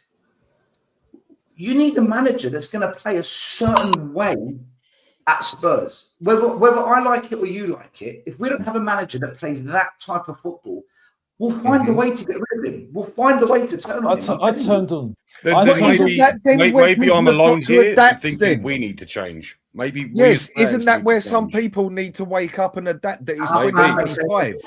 Wake up and smell the coffee. Our fan base ain't going to change that. Okay, so that's their fault, but can I just say one thing about Benji? He said something interesting. So basically, by this, hang on a sec, Dietrich, sorry, mate. So basically, you're saying that the fan base ain't going to adapt. Is it a certain generations of this fan base that have got it set that Spurs must play this way? Because I swear I don't think I know many 20, 30-year-olds that talk about this it's only the old fans crisis we're having. I mean, if we keep going and sort of just trying to find someone to play that way and we can't do it, most of the people who are so set in their way, by the time they fucking win something, they'll probably have a 12-inch tube stuck up and to have a piss, and they'll probably forget about it 6 seconds later. So isn't it time to adapt? True. Go on, I agree. No, I agree. Do you know when you honestly, Dan, like you make a fair point. I don't know anyone, especially like our age or our generation, that just mentioned as much the Spurs way. I've never seen it in my life. I couldn't give a flying fuck what Bill Nicholson did. I couldn't care less. Why I care now? It's as about long as building. we win, innit? As long as you win, even if you win by having 2% possession, I couldn't care less. Just win a trophy and build a team that you. We did this last year, though. Yeah, we did this under Ange last year. But if you told me right now, if I can go back in the past, we won the trophy. And you can give time to Ange or hire Frank, I would say 100% give time to Ange. I don't want to see Frank. And then do what he did at Nottingham Forest then. What? Because that's season 3. If we want to talk about it, If he does, so no. you want him to do what he did at Nottingham Forest, mate. Come on now. No, but Alex, that's the point. If he starts, if like any manager like Poch, he got us to a final. If he starts and doing a bad job, you sack him. It's that simple. But if you, then you're sacking a manager halfway through the season. Yes, because I'm sorry. Yeah, but Alex, you see, like Dan always says, it's a dog-eat-dog world.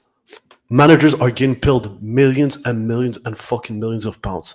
They have to do their job. Couldn't give a shit about preseason. You do your job. Conte came in mid-season and got us 4th. We're freaking bottom half. Yes, he did, and he had one of the worst defenses out there. It's like any of us. It's like any of us in any industry. No, Alex, I'm not done. It's like any of us in an industry. If you do a bad job in a short period of time, you're gonna get sacked. That's how it works in life. Then I can't believe I'm saying this because people think I haven't got logic, but I have got logic, right? Then you're saying right? What top manager is gonna come halfway through the season, or even a quarter through the season, right, and risk their reputation to say, "Yeah, I'm going to do." Alex, they're freaking mercenaries. They don't care if you give him 20. No, wait. I'm not done. I'm not done. No, I'm not done. If you paid them 20 million or paid them a big contract, do you really think he's going to say no? Are you crazy? But it's generational wealth. This is where we're in dream world right now. No, it's not dream. No, Alex, no. This guy because I don't even like Frank. Alex. No, it's not dream world. It's dream world. This generation, money talks, and I'll keep on saying it. You pay the money, you're gonna get. I love about this. The fascinating thing about, I see people in the chat saying, Amarin, he wanted to go to Man United at the end of the season. No, but he still came. He still came mid-season. He still arrived. He still took it because he's getting paid more money than he's doing a Sporting. Look how badly it worked out for him. He got them to a cup final in a short period of time. Because the same reasons why we got to the cup final. No. Don't give that excuse. He still did it. It doesn't matter how. He still did it.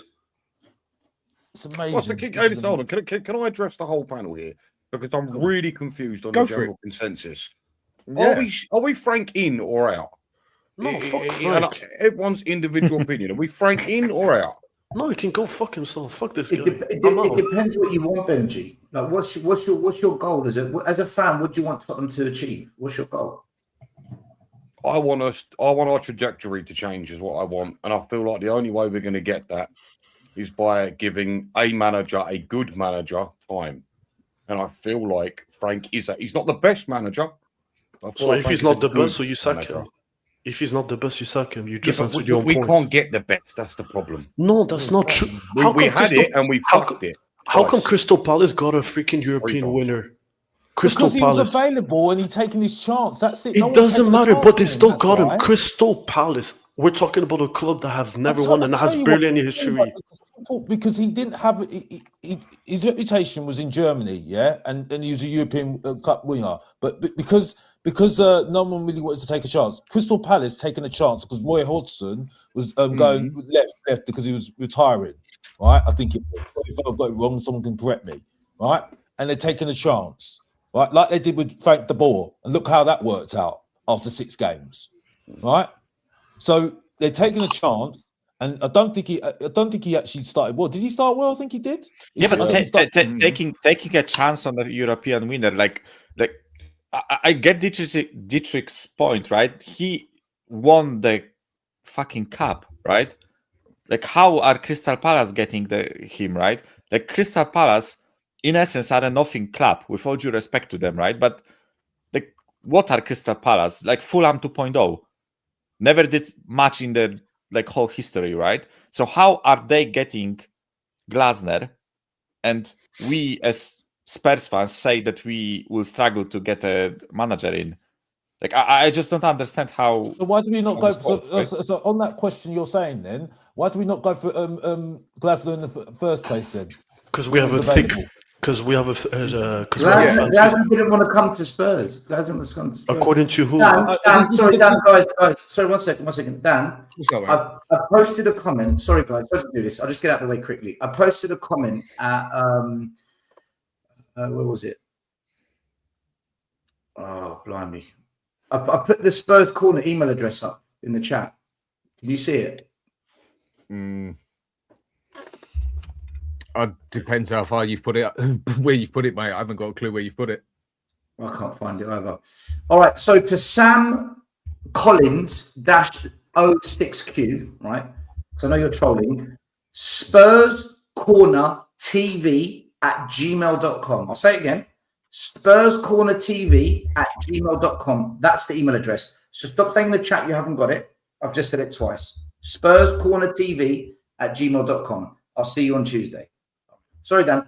I had to do that just so that he can stop his trolling. What was the thing? Not how you do it now. You put you make an email up and then you get them. No. That's my channel's email, Alex. No. I'm saying you. I'm saying it about you. I'm just saying to them, come on my show. If you've got something to say, come on my show. And if they don't come on the show, I need to do that. I need to do that sometime. Definitely. Anyway. No, but we want to. No, but still. I'll tell you what. No, hang on a second. Hang on. Bring him on now if you want. I mean, come on now. I was just about to say, anyone is welcome on here to say their piece if they wish to. It will always be kept as a fair referee. Sam, if you've got that much of a point that you want to make over Estelle, he's sitting here now. Doesn't look like he's doing much. If you want to come on here and say your piece, you'll be more than welcome to do it, mate. You can come on to it as well. Get both of them. Yeah, Kicks TV always says about me as well. Love it. No, he's always nice and polite on here to me on my one and that. So what I do, you can come on and speak to me. Oh, well, maybe you don't turn him on the right way. Maybe it's just your voice. So if you two want to come on here and you've got a point to make, go for gold. Just put it down at the bottom that you want to come on here, and then I'll put the link on here. There we go. Kicks. Oh, steadily getting angry. Of course, you ain't getting angry. Just said, if you want to come on, mate, feel free. Anyway, carry on, people. If they want to come on, it's just if someone's being a pussy in the chat because you're too scared to come on, what do you want me to do? I'm here. Come. Put your camera on, put the mic on, or forever be a pussy. It's up to you. Call me whatever you want, but I'm not a coward. I'm here. Come. Dan's invited. Come on. No, you're not a coward. You're just all one user's got. As all one user's got to do is say you want to come on, and I'll put the link there. So anyway, go on. Carry on with what users say. Look, it's coming up to January now. Yeah, very, very close. Come on, Kicks. Come on. It's Christmas. What have we got to do? Come on. Okay, what do we have to do? It's simple. Well, it's easy. We know what we have to do, but what do you think we're gonna do? But how can we do anything when you just lost Paratici going to Florentino? So everything you just did, all the backroom, all the work all the stuff you did, it just went out the window. So now you got to start from zero again. Mm-hmm. And What a January kick in the balls, by the way. Yeah, and I don't blame him because apparently he wanted to bring Gaboneri that got us Van de Ven, all these players, all the good players, and apparently Vinay wasn't on board. So I don't think we're gonna buy a new one, and I'm just letting you know, guys. We're lucky if we bring one player that's decent, like a Lookman. We'll be lucky, and especially with AFCON, it's gonna be hard. There's the link for the pair of them. If either of you two want to come on and put your point on, there it is. If not, it's up to you. And your camera has to be on. Your camera must be on. Otherwise, I'm not bothered. I'm not interested. No camera. I don't have my camera on. Yeah, but I know you. I've known you for years. It's different. It's sad. And you don't need to stir up the tricks. You don't need to stir up the tricks. You don't need to do that. No, but that's my job. You know how to do that. No, I'm telling you, you don't need to do it now, though. What if they come on? No, just hold on. Kicks TV. It's 4:15 in the morning in Thailand. He's not. You got time to sit in the chat and type away, yeah? Okay. You got time to type there, yeah? Either way, come on. He don't want to smoke still. The offer is there. The offer is there. If someone wants to come on and make their point, let them do it. So back to the point of it. We know what we've got to do in January, but what are we going to do in January is more the question. I'm fearing about January. I've got to be honest because of what and listen, I don't like Parachi. I'm not there. But he might not be here either. No, that's what I'm saying. That's why I'm fearing about January. That's what I'm saying because the fact that now he's looking like he might be leaving, we're not going to get experienced players with Johan Lang at the wing. You know what I mean? So like this is what's concerning me. This is why I didn't believe anything. This is the thing. My takes. This is why I called myself the Oracle. Dan, look at the private chat. Oracle. Because when I heard people, and you said this, Dan, as well, right? But I'm not going to blame you too much, Dan, because I think you do have some good takes. But I think you were going to get to it. So you can get too excited about Daniel Levy leaving. When they said that we were a sleeping giant, right? I said, what? Let's just not be too premature here, right? Let's see how this goes, right? And I said all the things why, because Johan Lang, Vinay, with his previous history with Arsenal, didn't really do too much, sticking with the Arteta that hasn't won nothing this far, right? And everything else with us, our history in that. And now you're seeing what's happening now. And I said I wanted Prodigy back because he's got that reputation of, being at a Juventus, right? Right? And at the moment, I'd rather have him back. I would love a Paul Mitchell back. I would love a Paul Mitchell back. I'll be Paul honest. Mitchell would definitely be a good shout. Right, I would love a. Didn't do a bad job. I love that ex-Newcastle director who's at West Brom. I think he knows a thing or two. I forgot his name now. He used to be at England. Yeah, we need Radnick from I think Radnick might be a good shout as well at the moment, right? But when you see the people that are in charge behind the scenes, it doesn't spill out to me winner. It doesn't spill out to me winning. We're winning. You know what I mean? If we're going to compete on all fronts, this is what everybody was saying. You know what I mean? So, yeah, and that goes on to the transfer window. Now I'm seeing what they're hearing the news about the rumors about Parachi. I'm very concerned. You know what I mean? Alex, you made a good point about winners, but I'm just giving that's more of a personal opinion. Don't you think maybe winning comes from the fans first? I don't like that. Like usually the fans would they should sell like a standard maybe.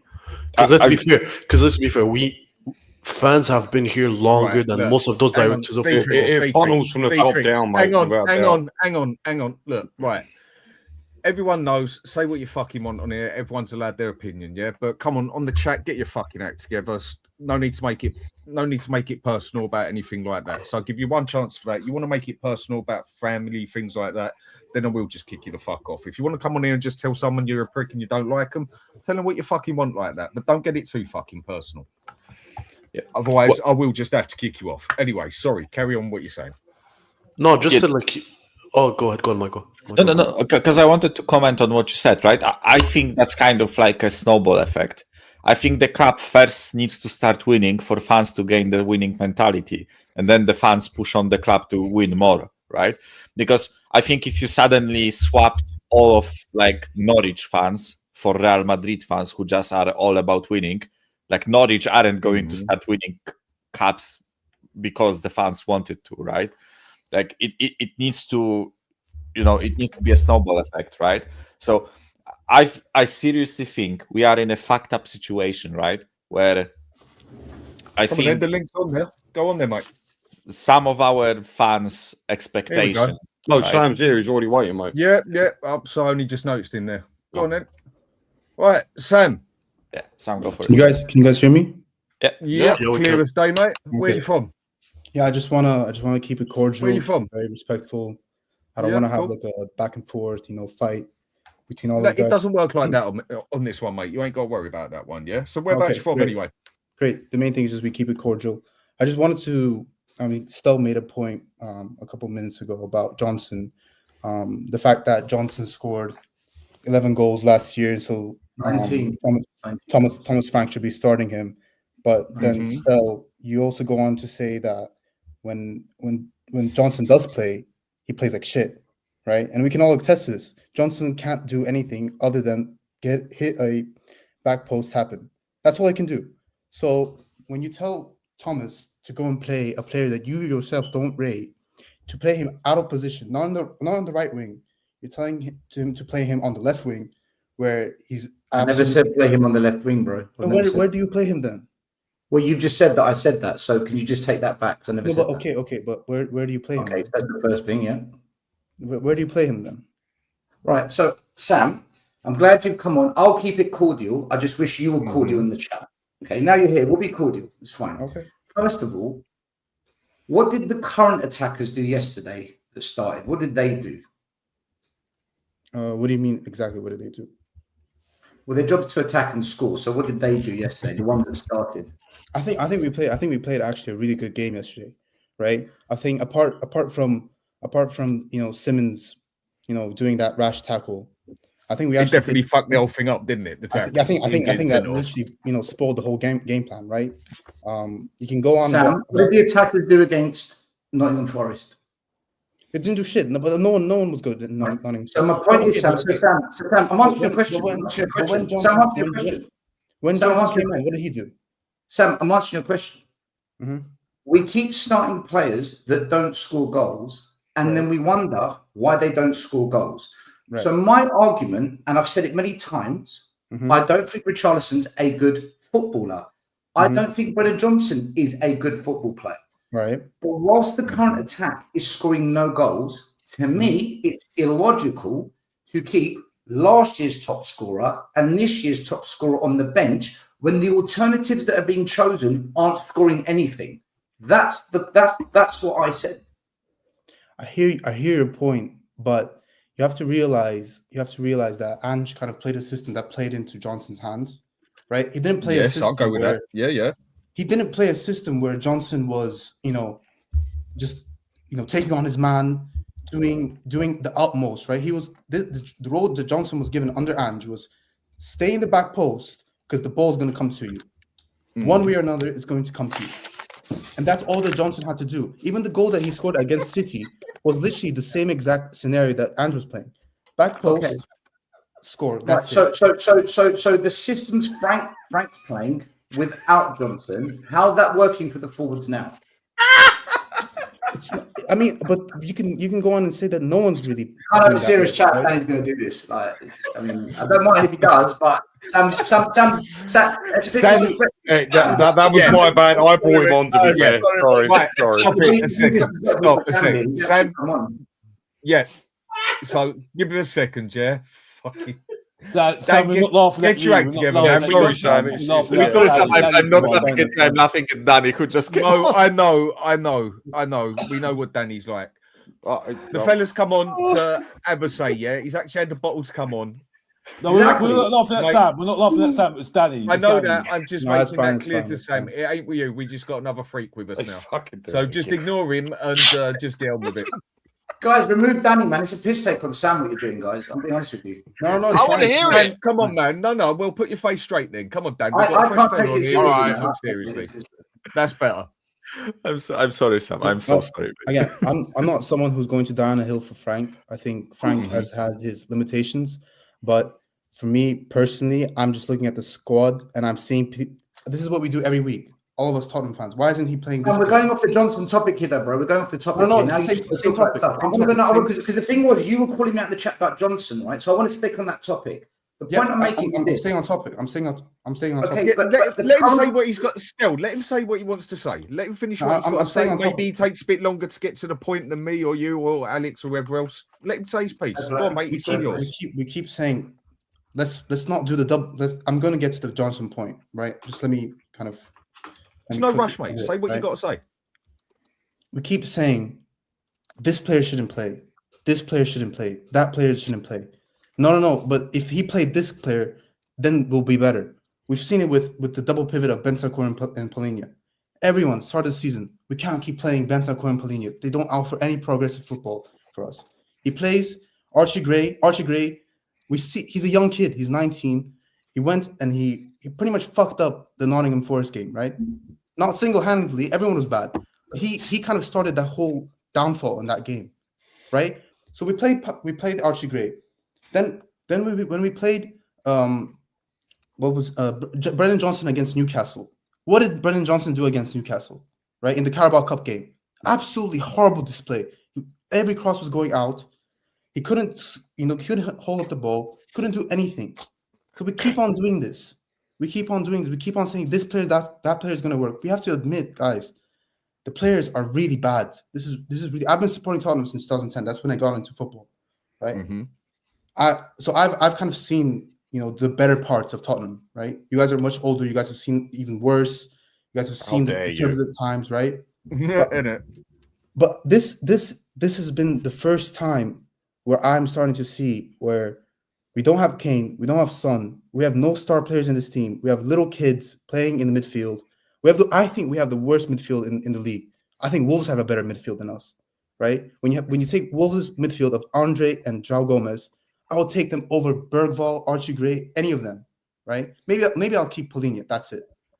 But that's the testament of where we are. So we can go and get rid of Frank. Go and bring in another manager. It's just going to keep on repeating, right? And I don't think Frank is the man. I don't think he's the man at all. But we're going to keep on doing this. And we have to accept that not Johnson, not Tell, not Odebear, none of these players are going to come in and take the game and say, yeah, this is my team. This is my left wing position. No one's going to get in the left wing position ahead of me, right? That's the case. That's literally what we're doing. Yeah, Sam, to follow up on what you said, right? I think on your last show, Dan, I said that there is no player in this team that bails us out, right? Like for the past 6 years, Kane and Son were just bailing us out constantly, every single fucking week, right? The team was shit. Kane did magic, Son did magic, like maybe someone else did magic, right? Like this is the first time we don't have any of them, right? We don't have Son, we don't have Kane, and you can just see how as soon as we go a goal down, in my head, I always think that listen, we are drawing or losing, right? When we go a goal down, because there's no faith in me when I watch this team, right? There is no star. I think the average level of a squad is higher than it was a few years ago, right? Even though we criticize those players like Bergvall and Palhinha, Bentancur, whatever, right? I think the average level is like slightly higher, but the ceiling is much fucking lower, right? We had two of the best attackers in the world, right? Like I made the point, right? Every single time, like 3 years ago, 4 years ago, 5 years ago, right? When you made a combined 11 with any team in the Premier League, Son and Kane always were a shout, right? Always in there. Like combined 11s with Arsenal always started with Kane and Son up top.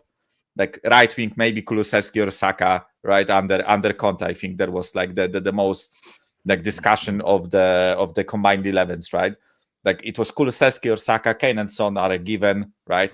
And then in the midfield and defense, this player, that player. But we always had those two, right?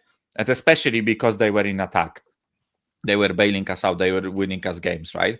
I think we have quality in the back, right? But this backline is not going to bail us out in most of the games, right? Because if we literally cannot score a fucking goal in a game, right? Then how is the defense going to bail you out? The best that defense is going to get you is a draw, unless they score from a corner, right? The best the attack can get you is always a win, because they can score a goal, right? And you win football games by scoring goals. So I think like the issue with like Johnson, Styles, Odoberts, right? They have good game, bad game, good game, shit game, right? It's never any consistency with them. And same thing with Kudus. The point that I think that Dietrich's made at the beginning of the show, right? Kudus is a bit of a purple patch player. I think on average he's much better than what we have, right? But he still has bad performances where, like against Liverpool, you just look at how he played and it's just like, what the fuck, man? Like it never was a like terrible game. Yeah, and Son, because people say, oh yeah, Son last season wasn't consistent at all. Yes, I agree, but it was his last season at the club, right? For the past 8 seasons before that, he was a consistent guy that always got you like 20 goals in all comps, right? And now Can I just say one more happening? thing? Is this Can I happening? just say one more thing about Johnson? Go on, mate, go for it. Johnson isn't. I also think Johnson isn't a player where you change all your tactics just to accommodate Johnson, right? Johnson isn't Messi. Johnson isn't Ronaldo. Johnson isn't, that good of a player where you say, okay, Simmons, Kudus, you guys limit your play and give all the balls to Johnson. Johnson isn't that player. If we go about that, because then Johnson has to be the complete player. He has to be good on the head. He has to be always in the right positions. He has to take all his chances. If we with Johnson, go ahead. Go on, mate. No, sorry, finish what you're saying. I shouldn't have interrupted you. If we are going to accommodate a limited player like Johnson, then that just shows how far we've fallen as a club. Really.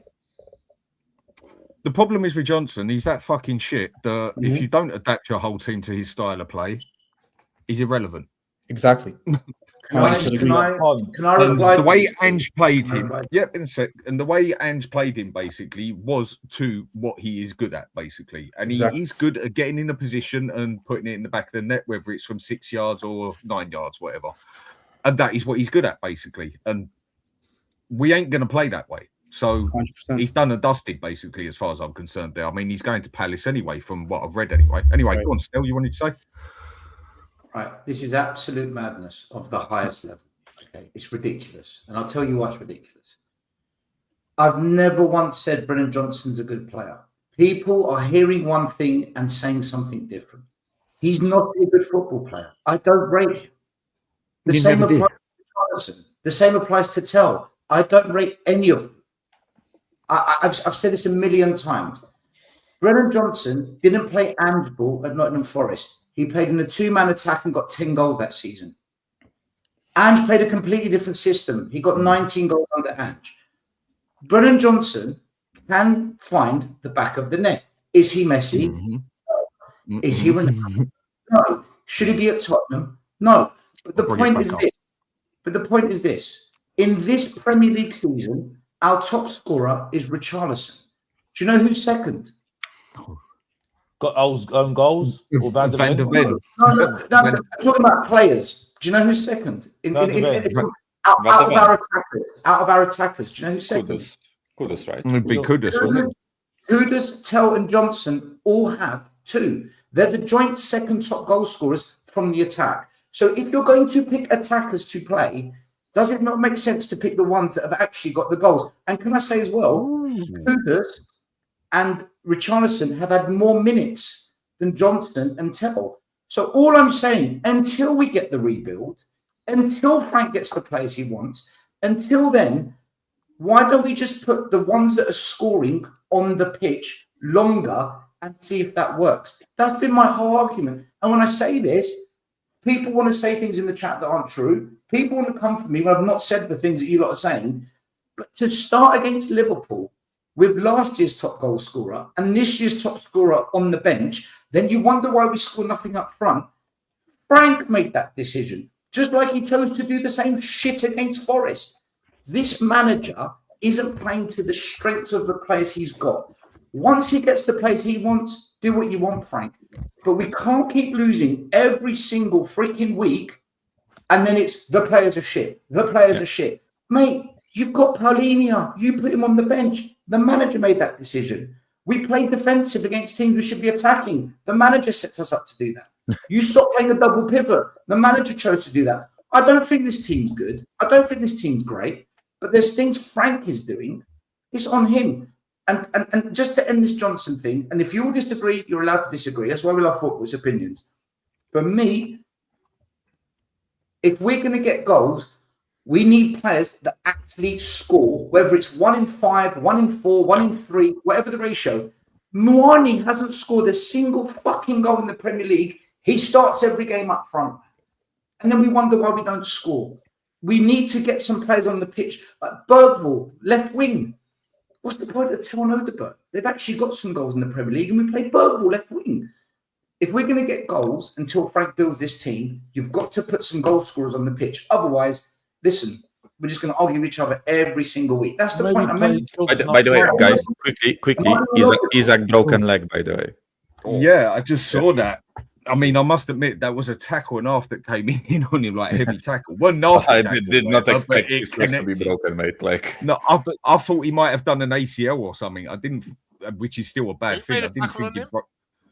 Van der Ven, wasn't it? a revenge for putting his face on the floor 2 seasons ago. But this is why I say, right? This is why I say, and I've said it before. People didn't agree with me. Johnson should be up front. I've said it how many times? Because he's not. No. If you're not playing him up front, right? What is he doing here? Because he ain't a winger. I kept on saying it. You know what I mean? Just make him like a forward. But we just kept on playing on the wing. I said, well, that's what he did at Forest, Dan. That's what he did at Forest. I'm sorry. I was told I was an idiot for saying that. I put a video out on my channel saying, don't blame the players when Mwani's not scoring them, guys. Don't blame the players. But I would only use Johnson up front if I was going to use someone. If, say, for instance, I went and put Kudus next to him or Kulusevski. Yeah, because that's the closest other thing we got there. Yeah, it has to be a two-man attack. It can't be on his own. I would play it like that. You know, like an old school, and this would be a very poor man's version, but an old school version of Owen and Heskey, if you know what I mean. Lukaku and Martinez. Yeah, that is the only way I would sort of put Johnson up there, because otherwise, Johnson, if you go and stick him up the front on his own, he's just gonna. He hasn't got a chance in hell. I mean, he can't take his man on. He's got to be the slowest, quickest player I've ever seen. He can't head the ball. He's got no muscle to him.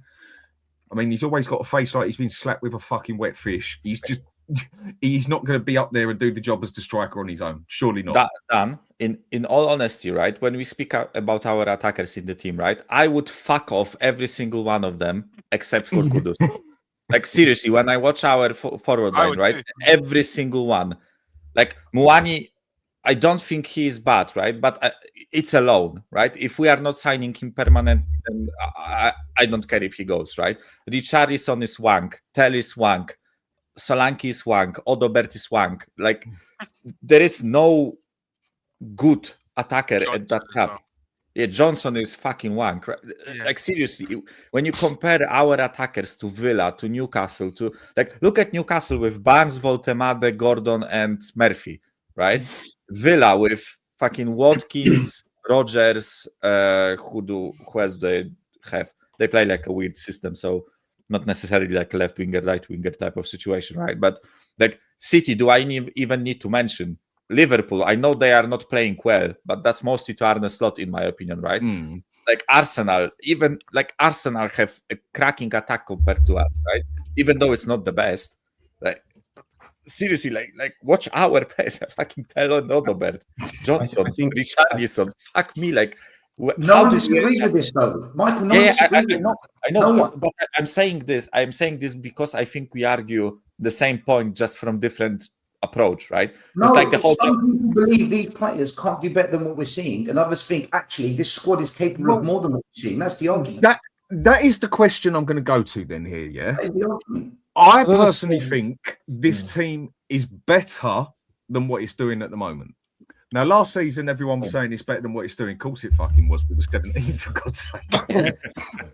And pretty much everyone was saying, this is a top set. I'll say roundabout majority of people were saying, let's say 7 or 8. Can we go with that? 7th or 8th, mainly people were saying last season we should be. I think we're in the top Okay. 10 at the moment. Top 10 at the moment. Okay. I think, okay, but last season, a majority of people I saw on the chat and the majority of people I spoke to, 7 and 8 were the 2 numbers I mainly heard. Not me. Right. I don't see it any different to Not the you, team. but that I'm was saying the George majority Graham of team in people. 1999. Well, that's 1999. I'm talking No, about I'm just now saying. the I'm just last saying. season, I'm just comparing. Alex, hang on. What I'm Liverpool. getting to the point is basically is this team better? Do you think it is actually better than what he's doing, or is Frank actually getting the most out of them? Go on, Sam. You go with it first, mate. As soon as you're fresh on here, go on. Well, I don't think Frank is getting the best out of his players. But there's some players that you can squeeze as much as you can out of, which I think he's done with Richarlison. Right, Richarlison, his all-round play. Michael, do you like my picture? I think Richarlison has been shit in his all-round play ever since he came to Tottenham. He's never been, but he's got goals this year, right? If we go off the metrics of a player that scores goals should be in the team, then last year Chris Wood scored 19 goals last year. Then we should go and slap up 60 million for Chris Wood and bring him into the team, right? We're not going to do that. Definitely not going to do that. Look, I don't know. I don't think there's. Solanke got 19 goals and we slapped 60 million. And look at where Solanke is right now.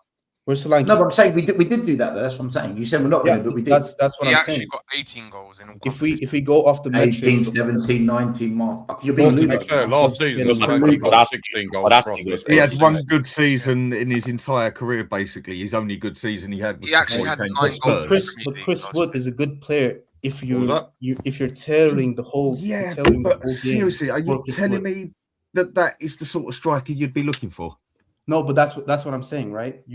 Chris Wood is a striker that's good for aerial duels, right? You play the system, you get the 2 fast-paced wingers, cross into Chris Wood, and Chris Wood, all he has to do is just stand there and head the ball in, right? We don't necessarily play like that, right? You go for someone like Chris Wood, then you might as well be happy with Solanke or Richarlison. Then I don't want Chris Wood, but I'm just saying if you just go off the metrics of scoring goals, then it's very dangerous to go off that metric. So, do you think Frank is doing what he can with the team, or do you think this team should be doing at least a bit better than what it is?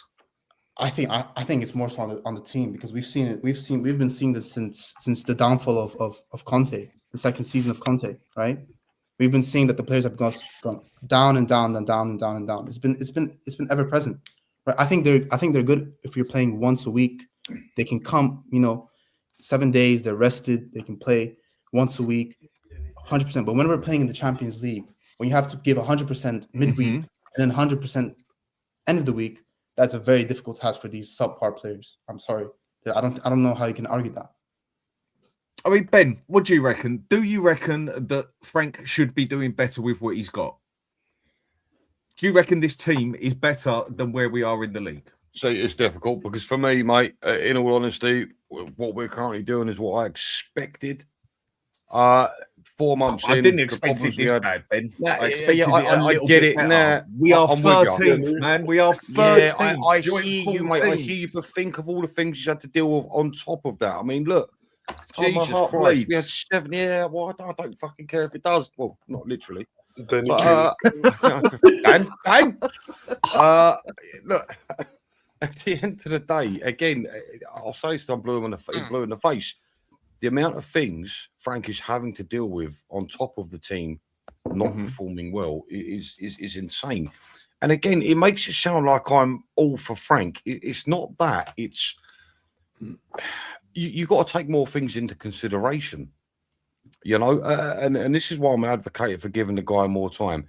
To answer your question, should he be getting more out of the players than he currently is? Fucking hell. Maybe a little bit, yeah. But at the end of the day, there's new ideas, there's new players. Things are going to take time. It was never going to be great, I'm not being funny, but I'm sick to death of people losing their mind over someone who's been at the club for 4 months. What's he supposed to do in 4 fucking months? Well, I don't know. Maybe someone else supposed to do his job. Yeah, but don't you think he is doing his job? Another thing that's pissing me off. I don't think Frank is setting the team up to play as defensive as people are making out. You know, I think that the real problem is at Tottenham.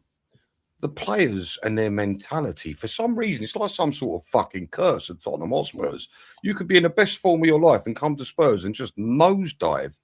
And I don't know where it comes from. Does it come from the top down? Who fucking knows? But, you know, look, like I said, for me right now, Frank has got to be given time more than what he's been given so far. I mean, 4 months into the fucking job, come on.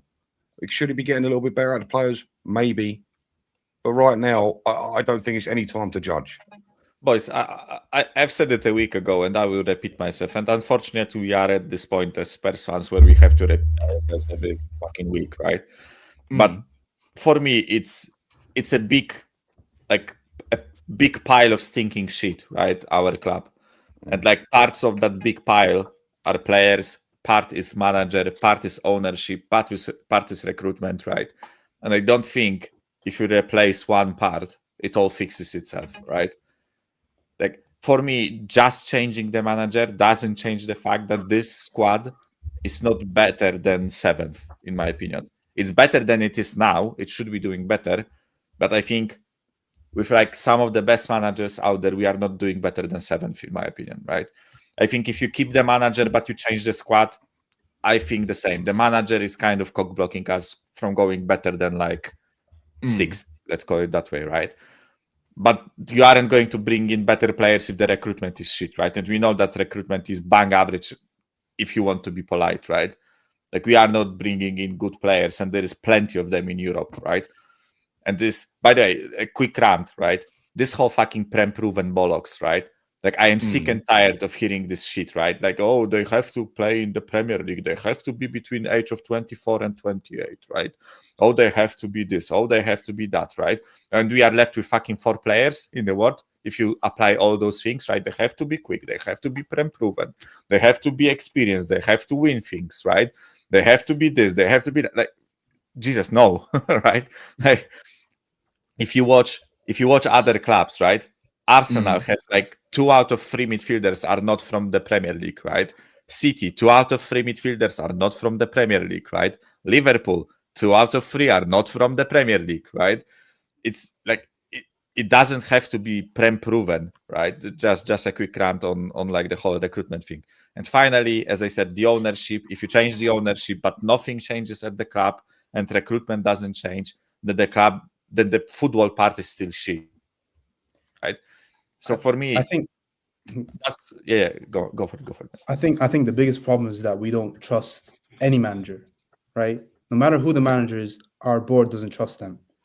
We've had Conte. How can we go to Conte, who's a serial winner in the Premier League, serial winner in the Serie A, took Juventus from the pile of shit that they were to what they were in that time. He's pretty much revolutionized Juventus, took Chelsea from 10th to 1st in one season. And we go and tell him, you are not going to get the players that you need.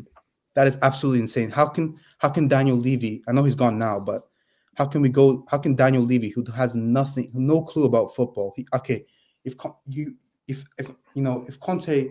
went to Daniel Levy, you don't know how to turn in a 20 million pound business into a 500 million pound business. You have no clue how to do that. Levy's going to turn to him and say, who the hell are you? I've made multiple businesses. I've turned multiple businesses from what they were once to what they are today. And Daniel Levy should have taken the approach that I don't know anything about football.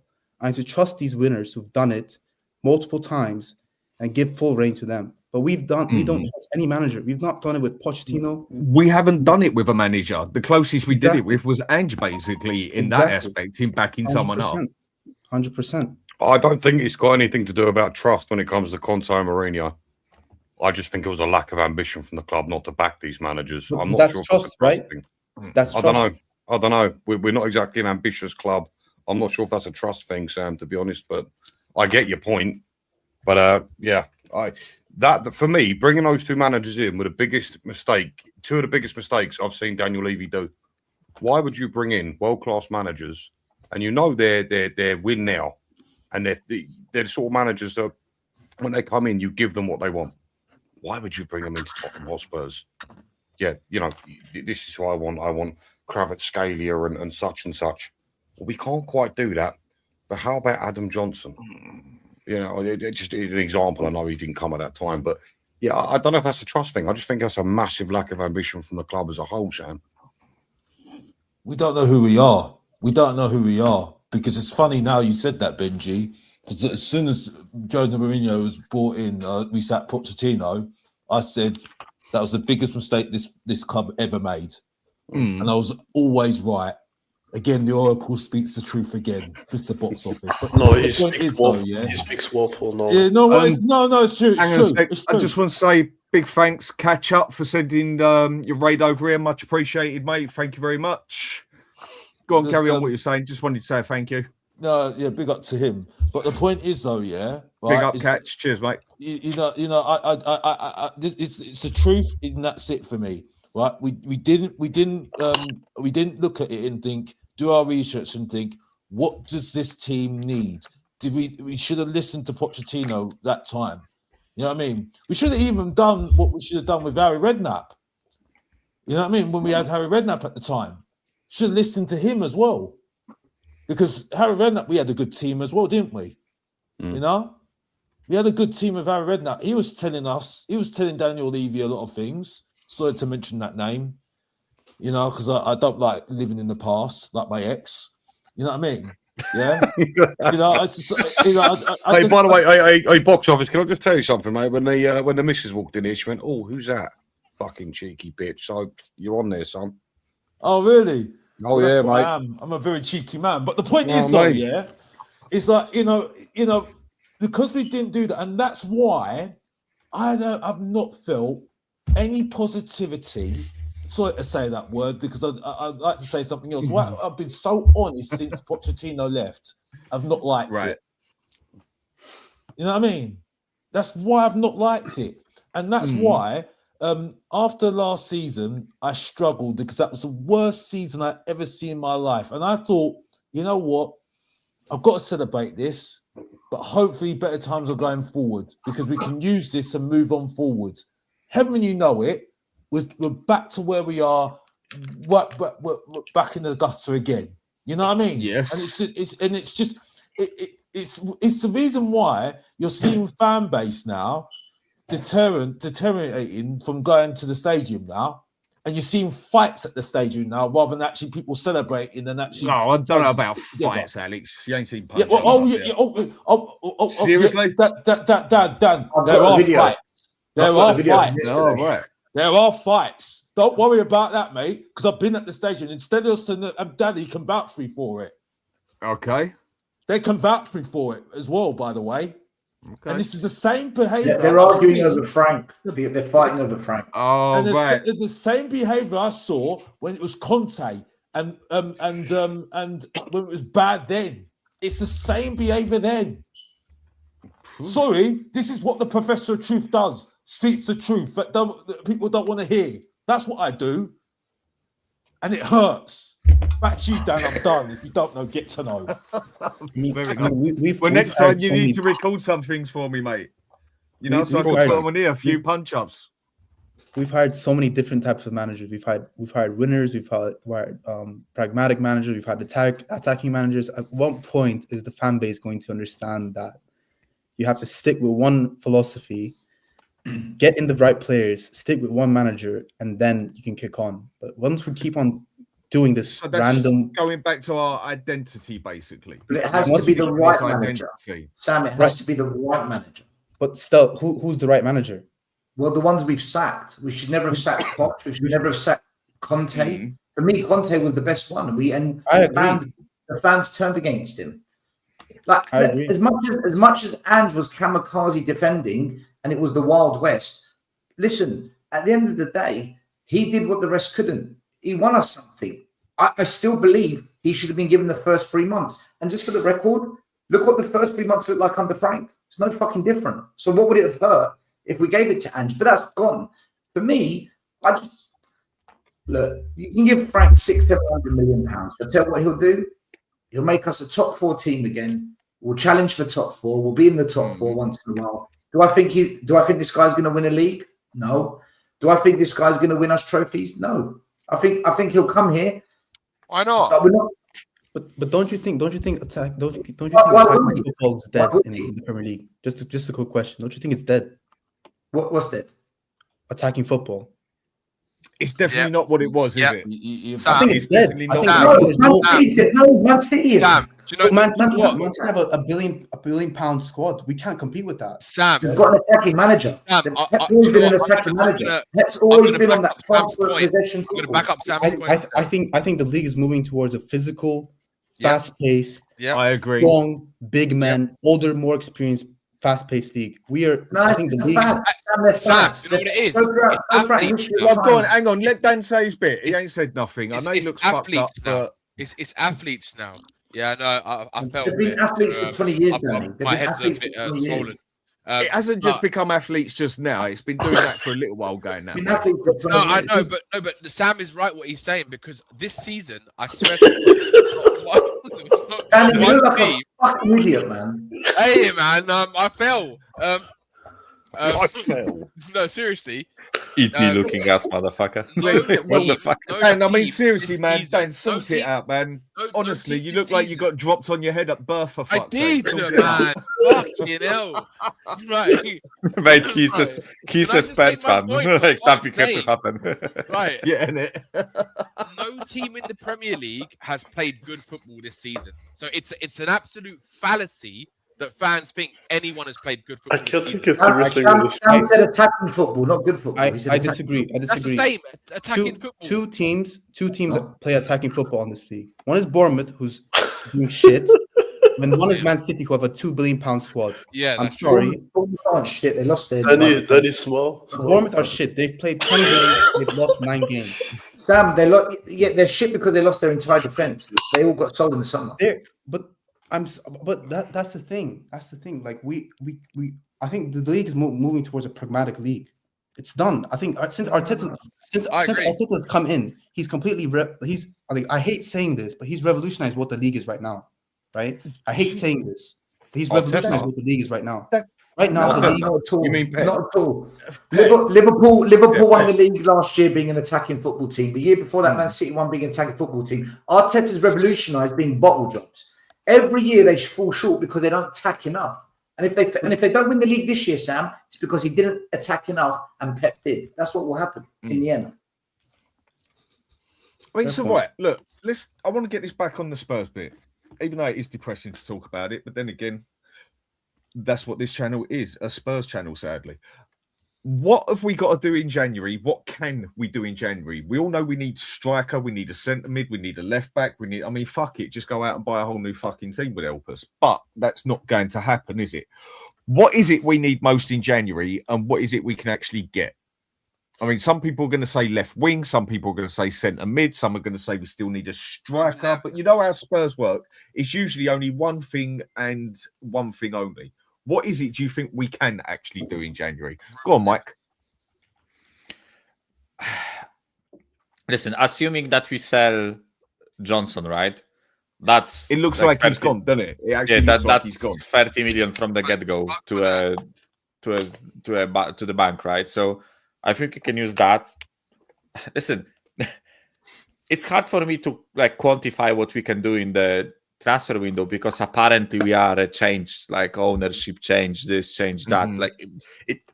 It's hard for me to predict what will happen, right? Because under Levy, it would have probably been a loan, one 30 million, 40 million pound player, and that's it, pretty much, right?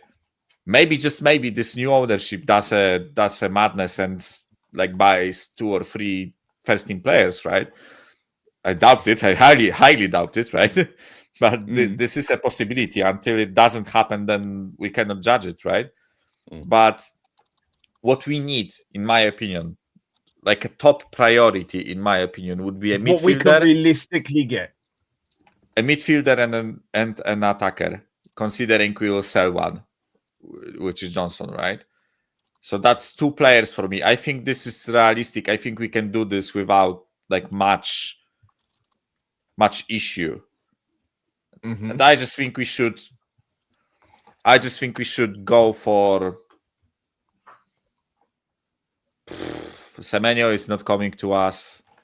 No, that Semenyo one. You know who I like? Because I don't know if you saw, but today the Savinho links came back, right? Mm.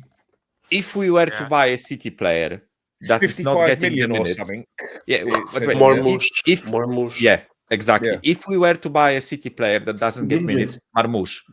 He's injured though. No, he went to AFCON. No, he's at AFCON. He's an AFCON. Oh yeah, sorry. Sorry, my bad. You're right. Yeah, but anyways, he's not going to get game time. That's the guy we should go for, right? Because first of all, he's a striker, right? I think. Do you think we so? Can put? I think we can like, or maybe like a double. I think he's a 10. Two men up top striker, or like a left side inside forward. He's played more striker and left wing than anything. Yeah, so I think he would first of all be capable of like covering two positions, right? And also, I think his output is much fucking better than Savinho, right? Like Savinho for me is like another dribbler type of winger. And I think if we have Kudus and then we would have Savinho, then we need a Chris Wood up top, right? Type striker. A guy who just like a Haaland type striker. And we are not getting that type of striker, right? So with what we have at the club, I think we would preferably have more of a goal scoring left-sided player if we have Kudus. Marmoush was coached by Glasner, if I'm not mistaken, right? Yeah, at Frankfurt. Yeah, but the only way he where he killed it is when he had a Kitike next to him, a competent striker. Yeah. And I think for Marmoush, and I don't know if Frank is smart enough to see it, if you can get him, he needs a man next to him. Like, yeah, he does. Honestly, Moani would be perfect for him. Yeah, I think Moani and Marmoush. But you need to play two up top. Yeah. Listen, we tried playing two up top this season, right? Like a really fucked up version of two up top, but because we played like a 4-2-2, right? Yeah, or a 4-4-2.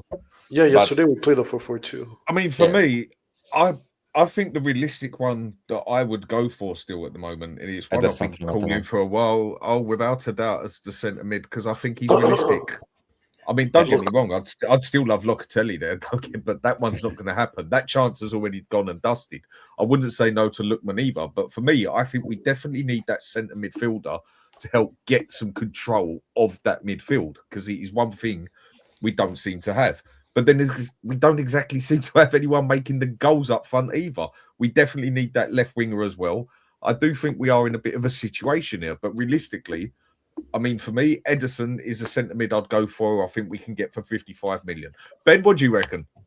Yeah, I mean, obviously, look, for me, the gaping holes in the club is probably an out-and-out left winger, someone of real quality. Yeah, again, like you boys are saying, a solid number 8, someone who can take control of the game and dictate play. That's the one thing we really don't have.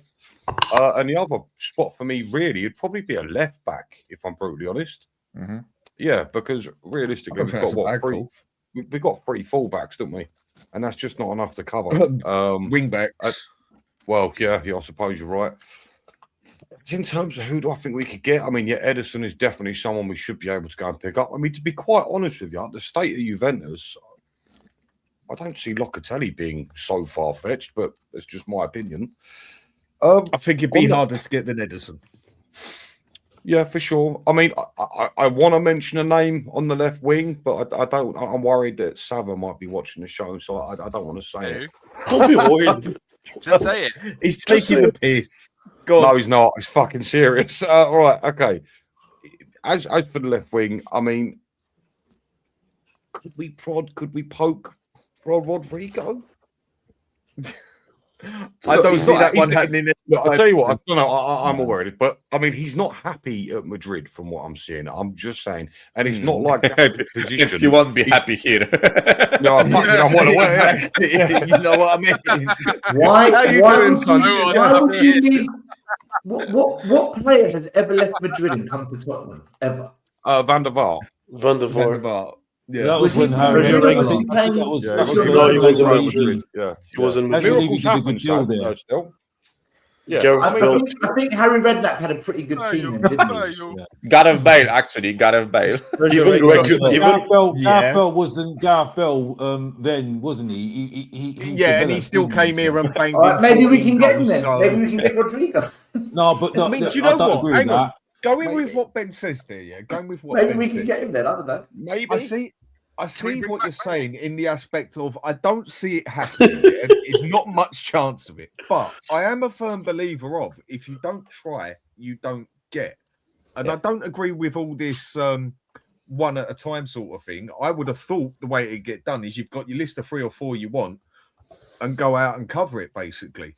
Now, I'm a firm believer as well of still that money talks. No, if the player don't want to come to you, he ain't coming to you. But if you don't put the fucking money on the table for the player, the club ain't going to sell up either. So it's all one big part of one big system. We all know that. But Spurs have always been the guiltiest ones out there for several times, quite easily of being able to put the money on the table. And then that's when Mr. Levy did fuck up many a time by trying to save a 5 here, 10 there, 2 million here. And we lost players because of it. Maybe we should just do it. Put the fucking money on the table, put the offer in. Do you want to come to us? No, he's not gonna. Go to the next one. If you don't try, you don't get. I don't see it happening. You've got two I don't see it situations. Do happening. you know why? And again, I know this is unrealistic, but do you know why I'm sort of prodding at the You're idea? saying at least try. You're saying try. Yeah, absolutely. I've got 2 reasons behind it. Number one, everyone knows he's not happy at Real Madrid at the moment. And the second reason is They'll be probably more unhappy at Spurs though. you're absolutely fucking right. And the second reason for me is that I don't think anyone else in the Premier League needs him right now. I think everyone's all the big teams are pretty covered at left wing, in my opinion. So I mean, who knows? You know, Well, I know. Liverpool are looking for Semenyo, aren't they? Liverpool Guys, looking at Semenyo. what about that NDI guy from Everton? How do you rate him? Because like I have major Solanke vibes. Like if we buy him, that's going to be like another Solanke type of situation. The problem I have at the moment with buying players at the moment for Tottenham, the problem I have with players. Politely rejected THFC. No. Paratic phones him and he's like, "Fuck off, cunt." Politely rejected. I think the problem I have at the moment is the problem I have at the moment is that and it goes back to what I said about the signings we've got already. Do we do our research on these players to see what makes them tick? That's what that's my question at the moment, right? Because when you see what's going on with Xavi Simons at the moment, again, I'm calling the Dutch Pretty Ricky for a reason. Yeah, if you actually put Alderbear and Tell and Xavi Simons, the eye candy, you got B2K back in the day. By the way, Americans might know them as the American band. You know what I mean? That American band. You know what I mean? So if you know what I'm talking about, you know. You know what I mean? But the point is though, yeah, right? Okay, is that, you know, if you don't play to their strengths, right, and don't actually know what made them tick in other clubs, and don't facilitate that at the club that you facilitate at the club that they're moving to, how are you supposed to get the best out of them? You get what I'm saying? And this is where I'm saying, when you're saying you're going to get these players in like Rodrigo and all these other players that are good top players, there's a reason why they ticked at those clubs. There's a reason why they were very good at those clubs, because they had the facility and the triangles that made them good. But Alex, you've got to build somehow, mate, right? Yeah, and I think you've drifted from it a little bit, mate. The question was basically down to where do we need to get someone? But I'm just adding to I wasn't asking for the full story with it, mate, because I was asking. No, not big story. No, I'm just adding to what. No, Dan, you're not getting me. My point is, I'm adding to what Dan. I'm adding to what bloody Benji's saying. You know what I mean? I wasn't getting to your question. This show got to absolute shit. You know. Pardon? Daddy, I could look at it. Boys, let him talk. Let him talk. Alex, finish your fucking point, mate. Alex, just be quick about it. That's what he's trying to say. Just be quick. Go on, Alex, finish your point. Come on. I don't know what I'm doing wrong here. I'm just trying to add to the point. No, nothing wrong. Just my point is though, yeah, right. I was adding to what I was trying to reflect to what Benji was saying, because I felt that I think that's it's all right looking at these good top players, but if we don't play to their strengths, we're going to have the same problem that we have in Javi Simmons at the moment. So who should we get, in your opinion? Well, no. In your opinion, who should we get? Who would you be happy? I've got, you know what? I've got no idea at the moment because at the moment I would love to have had Grealish when he before. No. Someone that's realistic that we can get. Realistically, I don't out really of know the what's realms of realistic in possibility. Tottenham anymore. I don't know. For example, you can get Lookman, you can get Ederson. Like, who would that you is like what to I'm see? asking, Alex. That's Who what do he's you asking. think we could Do you guys really think we're should going to we have a get? good window? No, of Do you course really not. think No, we're going to have a good window? No, that was the bit I was going to come to after. We're if more I can worried get a about being able to attract players than fucking Yes, spending money. that's the bit I was going to come to after. If I can get a fucking straight answer off a few people on here, The best- all I'm the best asking people players- is, who can we go for? Dan, the best players before are playing in the Champions League, right? Those Champions League teams aren't letting players go until they know if they're qualifying or if they're out.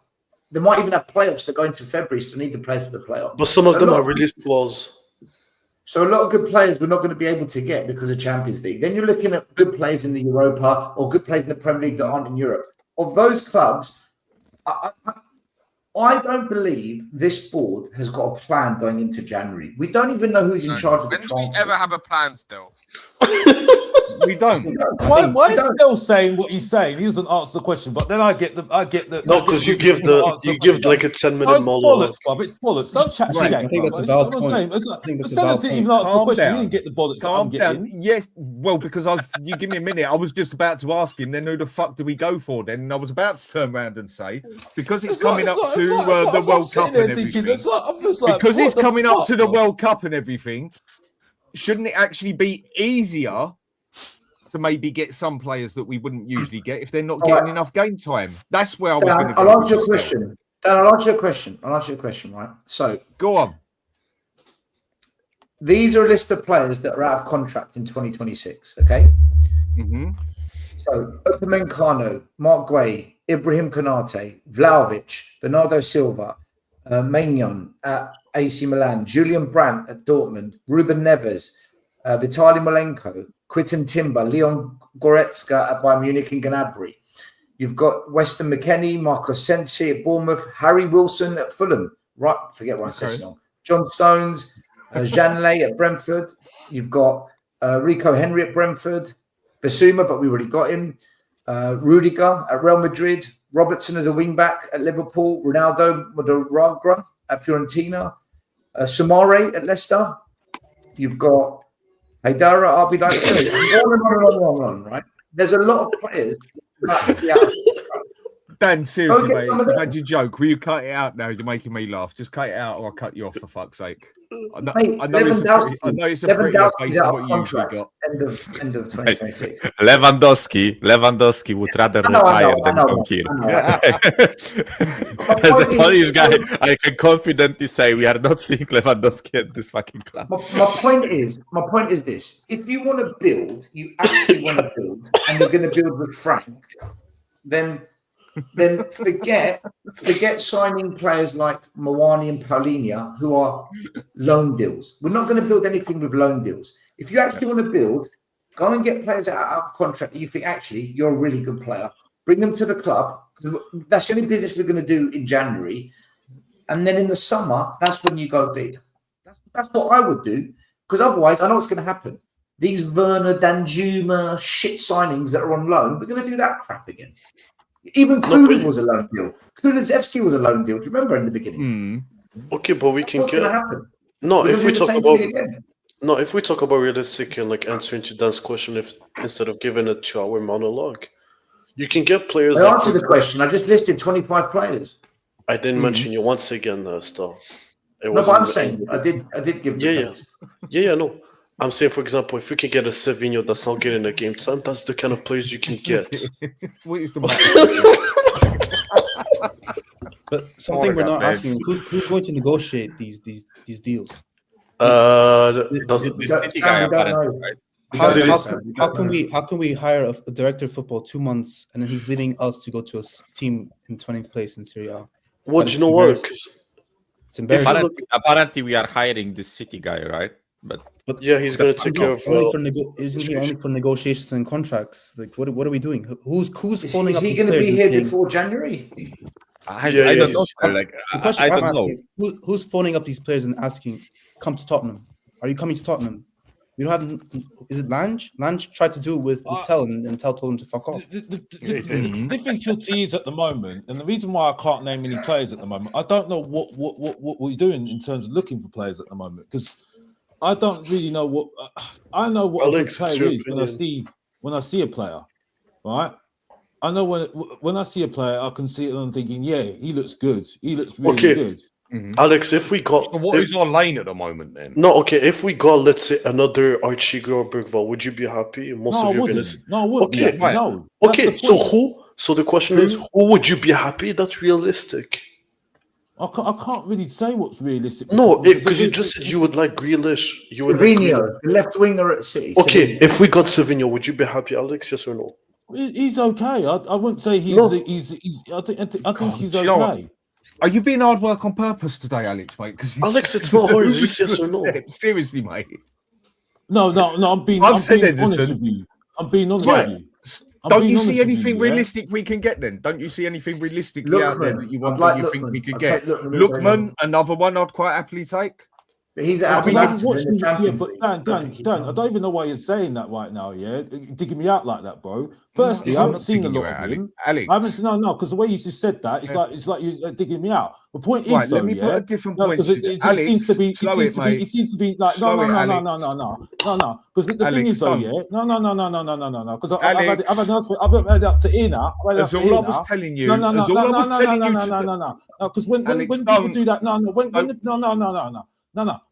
someone pushing does it. that to me, yeah, being hard When work. someone The does point what? is, though, You are being hard work, Alex. I asked you a question. Let me finish. Alex, just Let me answer the finish. No, fucking because question, I've had mate. enough of it. Because I've done absolutely nothing. I ain't Just called answer the anybody out. question. My point, no. Because let me finish. Yeah, because I'm Alex, getting fed up of people answer telling me the I waffle when I'm bloody not. I'm Nobody trying to said answer you're the waffling. question. Alex, I'm nobody. trying to answer the question. My Wait. point is, though, yeah, right, is that when I haven't seen the player, because I only watched Tottenham, I only seen highlights of the player. How am I supposed to say I want that player? You just said you want Grealish. You just said you want Grealish and you support Tottenham. Yeah, because I've seen Grealish over time. I think he's a good player. Okay, say a name. He's gone to Everton now. So say a name. So say a name, Alex. You just contradicted yourself. Why are you not calling me out though for? Because you don't answer the question. The Well, question I'm is just say a name. Question. What the fucking well saying then, bruv? Right, Alex, chill the fuck Alex, out, mate. No, hang on. Alex, Please, chill out. What the fuck are you talking about? As Alex, all chill people out. was asking, You were asking a question. You were asking a question, what is Alex. the matter with No, you, man? Alex, you're taking the piss now. What the fuck is that all about? What are you You were doing? asking Done. One of you speak to Alex at a time. Just one of you. No, Right, I'm just Dan, Dietrich, shut up. Yeah, Let done. Dan speak. Tell Let Dan yours. speak. It was a Dietrich, simple let Dan speak to you. Let question. Dan. It His was a show. simple question of who do you think we can honestly get? Who would you want to go for? Right. And this is how it went. Sat here and listened to you for 10 minutes. You didn't come up with the answer. So I tried to push you for the answer. And that is all I've done. If you took that the wrong way, I do apologize, Alex, but I always fucking cover your ass on here, yeah? So don't come on here and get fucking shirty with me when there's all I was doing was actually trying to get you to answer a question and others was asking you to do the same thing. So now maybe you just need to chill out a bit because you took something the wrong way. Sorry if it come across like that, mate. Nothing was meant like that. When have I ever had a fucking grill at you? I ain't. So don't make it out like I do, fella. As all we was actually asking was who would you actually want? An answer. I came up with an answer in the end. So did yourself. I just say Grealish. Right. I just say Grealish. Sam, go for it. Who do you think we can get realistically? Who would you go for?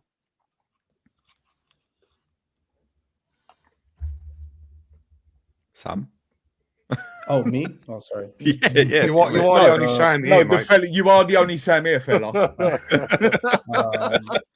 Look, I think whatever player is coming into a very volatile environment, right?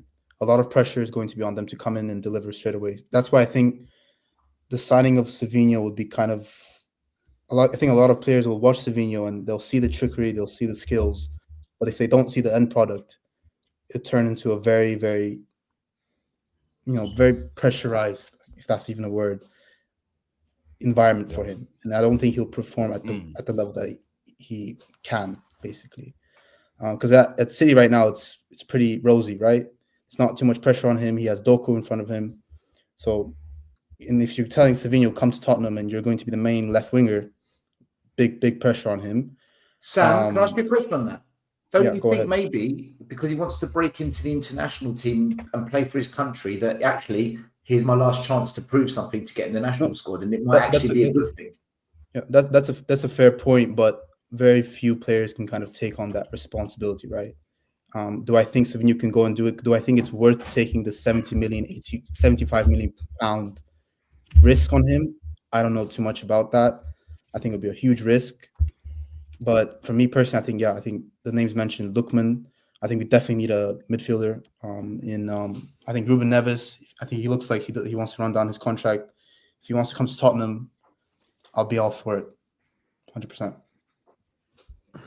Because I do think there are players that we have a chance of, if not buying, I do think there are loan chances out there because of where the World Cup is coming up. And there's going to be some not getting the game time that we want, that they want to get. So surely there's got to be more of a chance of getting some loans out there. I mean, seriously. I mean, it's like another one I wouldn't mind going for is a goalkeeper. People are saying that Inter Milan want Vicario. I mean, what do you think the chances are of him going in January and us getting a new goalkeeper? I wouldn't prioritize it now. Like, if we are to bring in two players, I would rather bring in a midfielder and an attacker than fuck about with a goalie, right? I don't think it's our prime one we need to do, is it? Yeah. No, but far down the list. Because goalkeepers, very few and far between. I don't issue think we is find who wants another to come keeper to that us, easy. That is who wants to come to us. Like Semenyo is a top player. We all agree he's good, and he said politely, "Don't call me again." You know, he's put us on divert. So, who do we pick up the phone to that we feel confident would actually say, "Yeah, Tottenham"? Okay, who? I don't think there's many good players that will come to us right now. That's why I'm asking everyone, where do we go? What do we do? Well, come on, Dan, since as you got your half normal face on here. Where do we go? What do we do? I don't know. I wouldn't quite say it's a normal face, but either way, go on, mate. I think I don't give a shit. Is it really got to that point now? Is the season probably the best answer all night, to be fair, isn't it? Mate, no, do you know what it is? I said after Conte was sacked, I don't care who the manager is. I literally said it years ago. I don't give a fuck who the manager is. I don't give a fuck what happens at this football club until I see this club go out window after window and get top quality players, right? I don't, and this is a fallacy that people keep saying we can't get top players. We just bought fucking Xavi Simons and Kudus. What are you talking about? We can't get good players. Of course we can get fucking good players. We're a London club who's very rich and we can attract people and just chuck fucking money at it. Just rather than chucking money at Brendan Johnsons and Brendas and Pape Mata shit, go and get proper players. That's what I want to see. I want to see more. Go try 100 million for Yildiz. Why wouldn't he come? If you go and pay him the money, why would he not want to come to a London football club who's in the Champions League right now? Well, you've got to at least try and offer the money first. Yeah. You could go and get Tottenham can go and get players. It's absolutely ludicrous to say Tottenham cannot get players. I'm sorry, but you can't. You don't attract Xavi Simons to the football club, right? We didn't attract Xavi Simons. If we were shit, it just doesn't work like that, right? And no, Stel, I'm not saying because we're shit. I'm saying is our form is shit because the last couple of years we have been shit. But Xavi Simons came because he's a young player. Chelsea didn't get him, and he's on 200 grand a week. Why would he turn that down? Oh, Danny, I wasn't going to say that. I was going to say I think we got Simons and Kudus and these other players and Paulinho because at the start of the season it's a clean slate, it's a fresh look. Everyone starts from 0 points. I think now where we are in the league, the way we're playing, what we look like from the outside, we're not an attractive. We were more attractive in the summer than what we are now. That's what I think. Yeah, because I don't think we attracted. Well, we were because we could offer Champions League football. We might be out of Champions League in the next 3-4 weeks. Yeah, but I don't think we attracted Xavi Simons. I think the reason why we got Xavi Simons is because he didn't go Chelsea. That's the reason. Okay, but then we attracted him after Chelsea. I don't think. We attracted him after Chelsea. Then. Yeah, but he didn't go West Ham or like. I honestly don't think. Alex. Huh?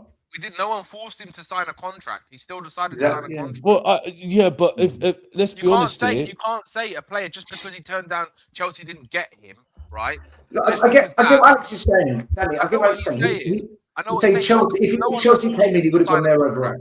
But that's with every player. Just like I know, but just like Kudastel, no one forced him to sign a contract. And some of the chat I was here in the chat. I don't think nobody else went in for Kudas. No, I don't think Chelsea. No one else Chelsea did, right? Did Chelsea actually go for Kudus? And Newcastle wanted him as well. Newcastle. I'm not the same wavelengths of Danny. This is why I couldn't really answer the question because I'm struggling. I'm struggling with what really fits with Tottenham at the moment because whenever a player I see right that I think is gettable comes in, it just doesn't get me. You know what I mean? It doesn't seem to work anymore for me, right? And so that's why I'm starting to struggle to find out what is really good for Tottenham anymore. Sorry, what doesn't work? I'm struggling to think what is a good player for Tottenham now, because the amount of times a player comes to Tottenham, they either start very well. There's plenty to Alex, anyone who's got Archie Gray in the number 8. Alex, there's a difference between finding a superstar and finding a top player and then finding a good player. Good players are everywhere. But the one you want to go, Locatelli is the type of player you can get. It's possible. Gomez, wait. João Gomez. I'm not done. I'm not done. Gomez exists. There's so many of them. The only difference with Spurs right now, you're in a position, especially January. The only way you can get good players is by either doing a loan or activating the release clause. That's the only way it's gonna work right now. And then summer you can go back and do it again. The way it works, right? When a club needs to rebuild from the ground up, right? It has to start. Number one, it starts in the boardroom. It starts with the owners, right? If the owners are not going to show that kind of ambition, then it doesn't matter what happens underneath. It doesn't matter what players come in, what managers come in. Nothing's going to change, right? That's the fundamental. If the board are going to be ambitious, and we will see over the next couple of transfer windows. If they are, right, then you will see them start to buy quality players, right? So in order to build a squad, I'm going to give you Arsenal as the blueprint, right? Arsenal, what they did was they bought better players, or the players to fit what Arteta wanted, right? So once they got those players in his first couple of seasons, it wasn't working to the way that he wanted it to work. So what did they do? They got rid of more players. They then brought in a couple more players. Then when they finished 5th that season, that was the season where they went and spent big on quality, right? It takes time, right? But Danny, you can still buy good players to improve our position. But I don't even think... 1 minute, can I say what happened at Arsenal? What they did was they got rid of their head scout, and they got rid of the Scandinavian guy that they had in recruitment. They changed that. They got rid of Edu as well. So the people that buy the players, they said, "Get out! You're actually a problem." They completely overhauled the recruitment team, and they got rid of Vinay because Vinay was causing division in the boardroom. What we've done is we brought in this bum Lange. We brought in the reject that they got rid of to our club now to stir it up. Yeah. We aren't structured to do what Arsenal did. They backed Arteta because they got rid of the team that began to build the project. The guy they've got now, the guy from Madrid, Atletico, Berta. He's quality. He's quality. Yeah. Right, and their academy. Can I tell you something? Because I was working in youth football. Arsenal restructured their youth system. They restructured their youth. Now you're seeing a lot more youngsters coming through the ranks because they actually began that a while ago.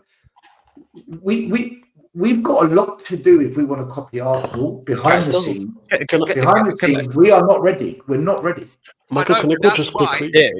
That's why you buy the players like But Locatelli, it's not. right? You start sprinkling Hang on, the Dietrich. players of that level, right, around the squad to raise the level of the squad. So then and then while you're doing that, you edge out the shit and the rotten shit that we have at this football club, which is going to take time, isn't right? it? So it's like Which will it's take like time. it's like when you're relaying floorboards and it's rotten, completely rotten. You've got to rip it all up bit by bit, right? That's what we've got to do at this football club. And what's going to be the biggest thing for me, the biggest sign that I'm going to see this club with ambition is by getting rid of the shit like the Brennan Johnsons while we can still get money for them, right? I don't want to see us go to run them down to the last year of the contract and no one wants them, right? And when we've got them sitting there for years and years, rotting the foundations of the football club, right? You have to get rid of them while you can. And if they go and get rid of Johnson, right, and bring in another quality player like a Ruben Neves, for me, they have already started to show signs, but we need that consistently for me to actually say I get on board with what this club is doing, because I haven't seen it yet. And for me, the start of it was this summer window that just went. It wasn't enough, but the quality we brought in was better than what we've seen over the last 10 years. So are you calling for the club to be more ruthless? Is that what you're saying? Yeah, we've always did, right? We've always did. But it's not. Yeah, go on, Dietrich. Yeah, just quickly. You see what Arsenal did with Berta? It's not like he bought players that you look at, you're like, who are they? Like, where do they come from? It's players that are well-known and well-known internationals that are freaking good. If Spurs can just go buy players that we all know and we can all agree, we're not going to be divided on, is he good? Is he going to come good? No. Just go buy the ready-made, like they did with the midfielders, like they bought Gyökeres that was top scorer in Europe last season. It's not that hard. We just make it hard at Spurs for no absolute reason. Yeah, I was about to say, right? Because we say that the Berta guy is quality, right? Like, my question is, what differentiates? Sorry, yeah, that's late. Differentiates like a good head scout or like a head of football from a bad one, right? Because me, like a 28-year-old Polish guy sitting in my like room in Poland, right? I can say that Gyökeres is a good player. I can say that Zubimendi is a good player. I can say that Hilkapi is a good player. I think he would be a good call, but a lot of people wouldn't say he's not good enough at Spurs. Yeah, but wait. Let me make my point, right? I can say that Aktush is a good player, right? I can do that. So why the fuck do we need a director of football to like? My point is, right? Basically, how comes that we employ guys like Lange, right? And they cannot buy quality, right? Because us as football fans who watch this fucking game, we can say who is quality and who is not, right? I understand that we would also make mistakes. If any of us became a director of football at Spurs, we would make mistakes, right? But when it comes to buying like first team quality, like all of us can, by watching football, say this guy is good, this guy is good, this guy is good, this guy is bad, this guy is bad, and this guy is bad, right? For me, like scouting a guy like Kvaratskhelia from Rubin Kazan in Russia, right, and getting him to Napoli, this was a quality move that you need scouts for, right? But buying Locatelli, like I don't understand who the fuck. But we identified Kvaratskhelia. I know we did. That's not the point I'm making, right? Like you don't need to be a good scout to say that Locatelli is a fucking wicked player, right? So I don't, because I say that the recruitment, I see a lot of people saying that our scouting is shit, right? I don't know why the fuck do you need scouting to say that Gyökeres is a good player, right? You don't need scouts to tell you that, right? Michael, do you know what happens at Spurs? You need a structure. You need people pulling the strings, making calls, you need the board to give you money to convince those players to come, right? Michael, we did that in the summer. Look, this is what happens at Spurs, right? We aim for a player, right? We aim for a player that's there, right? We want Morgan Gibbs-White. We know he's a baller. We want him. We can't make it happen. All right, we're going to go get Eze. Fine, yeah, he's fucking good. We don't get either of them. Look what we do next. Right, let's go get a kid that's unproven. Let's go get Xavi Simons.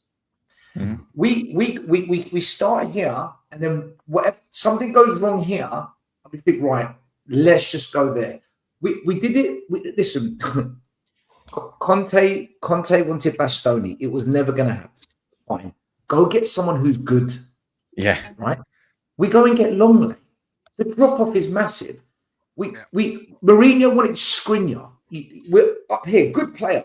Do we go and get another level like that? No. We go all the way down to fucking Joe Rodon, a kid. We had mate, Harry Kane and Son both got injured in the January, February period, whatever it was, under Mourinho. Like they both got injured, and he said to the club, "Go get me Giroud. 6-month deal, proven Premier League player, tall. I can play with him. International." What did we do? We went and signed Bergwijn. Another kid unknown. We go from here. Oh, Bergwijn, you're talking about. So Bergwijn, sorry, I beg your pardon, Stephen Bergwijn. We go from here and we go to there. Conte said, "I want Lautaro Martinez. I worked with Lautaro Martinez. Go get me him." What did we do from here? We got Danjuma. My point This is the problem with Spurs. We start here and we accept here. Yeah, but my point is the club mentally broken. Yeah, this is the point I'm making, right? For me, it's not the scouting. Like the scouting is fucking easy when you buy 60 million pound players. The scouting's fine at Tottenham. Respectfully, like, you don't need to be a fucking, master degree data analyst fucking scout to find to work out some of the players, do you? Right? Yeah, to find 5 good center midfielders, right? It's about the club having the ambition and the will to buy those players, right? Because as you said, Stelios, right? We went from Morgan Gibbs-White. Let's say he was our first choice, right? We failed that because of Marinakis, right? I didn't put that on the club that we failed at signing Morgan Gibbs-White, right? It was because of the club. We went to Eze. Fine, he chose Arsenal. He's an Arsenal supporter. Yeah, I know we fucked about with the deal, but I think it was never happening, right? But then, as you said, why did we go from Eze to Xavi Simons, who I think is, I wouldn't say he's unproven. I would just say he's young, right? Why didn't we go for like 3 or 4 different players at that like slightly lower caliber than Eze, right? Why did it have to go from like Eze to Xavi Simons, right? Why wasn't it like a step down? The same as you said with Bastoni, right? We didn't get Bastoni, we needed a left-sided center back, right? Why didn't we go for, I don't know, fucking like someone from Atletico Madrid, right? Or someone from AC Milan, or someone from like Juventus, right? Like those type of players. It's always like the club, they sanction the money for something, right? Or they put it out there that we are trying for someone, and then it's never backed up with any like intention. Because it's hard for me to believe that we really went in for Bastoni if the next target we did after Bastoni was a loan for longer, right? For me, it looks like we never actually wanted to buy Bastoni, right? Which is the club's fault, right? The club didn't have the intention to buy those type of players, right? Like it has to be the club, right? Because like Lange, Lange is not a good director of football, right? In my opinion. But I think he was also cock-blocked by the club. And this is the same thing I said about the... This is the same thing I said about the pile of shit, right? And like how big the part of shit is. Like, right? I feel like we go for a lot of luxury players, right? With Xavi Simons, as much as I rate him, I don't think he's a game changer per se. I think he doesn't come onto the pitch and say, "Yeah, give me the ball, I'm going to change the game." But if you have a lot of players, a lot of good players around him, then you can see him elevate his game to a certain extent. So I think we need to bring in game changers, players who want the ball, who are going to say, even James Maddison, I don't think he's the greatest player of all time, but he comes onto the pitch and he says, "Give me the ball, I'm going to run the play, I'm going to dictate." We're missing him big time. We are missing him.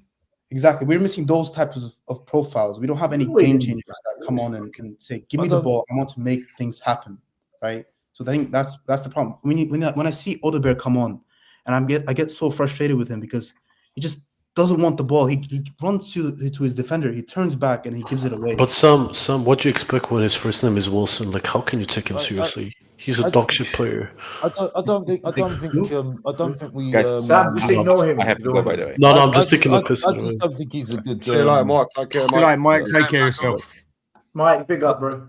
I don't think. Go on, I I've don't still think got he's- 15 minutes. So go on, Alex. I don't Carry think. on I what you're don't saying, think. I don't think we have got a system in place at the moment that, and I think that's where it comes back to the identity for me, and that's why I'm just lost what we are, what is a good player for Tottenham at the moment, because when I look at Newcastle, they had the same sort of problems we had last season in terms of getting the quality players that they wanted, their first choices, but they had other players on the list that they've done research on and they've been looking at over for years and stuff. And I think that's really comes back to the whole thing about having Eddie Howe as manager for quite a while now, right?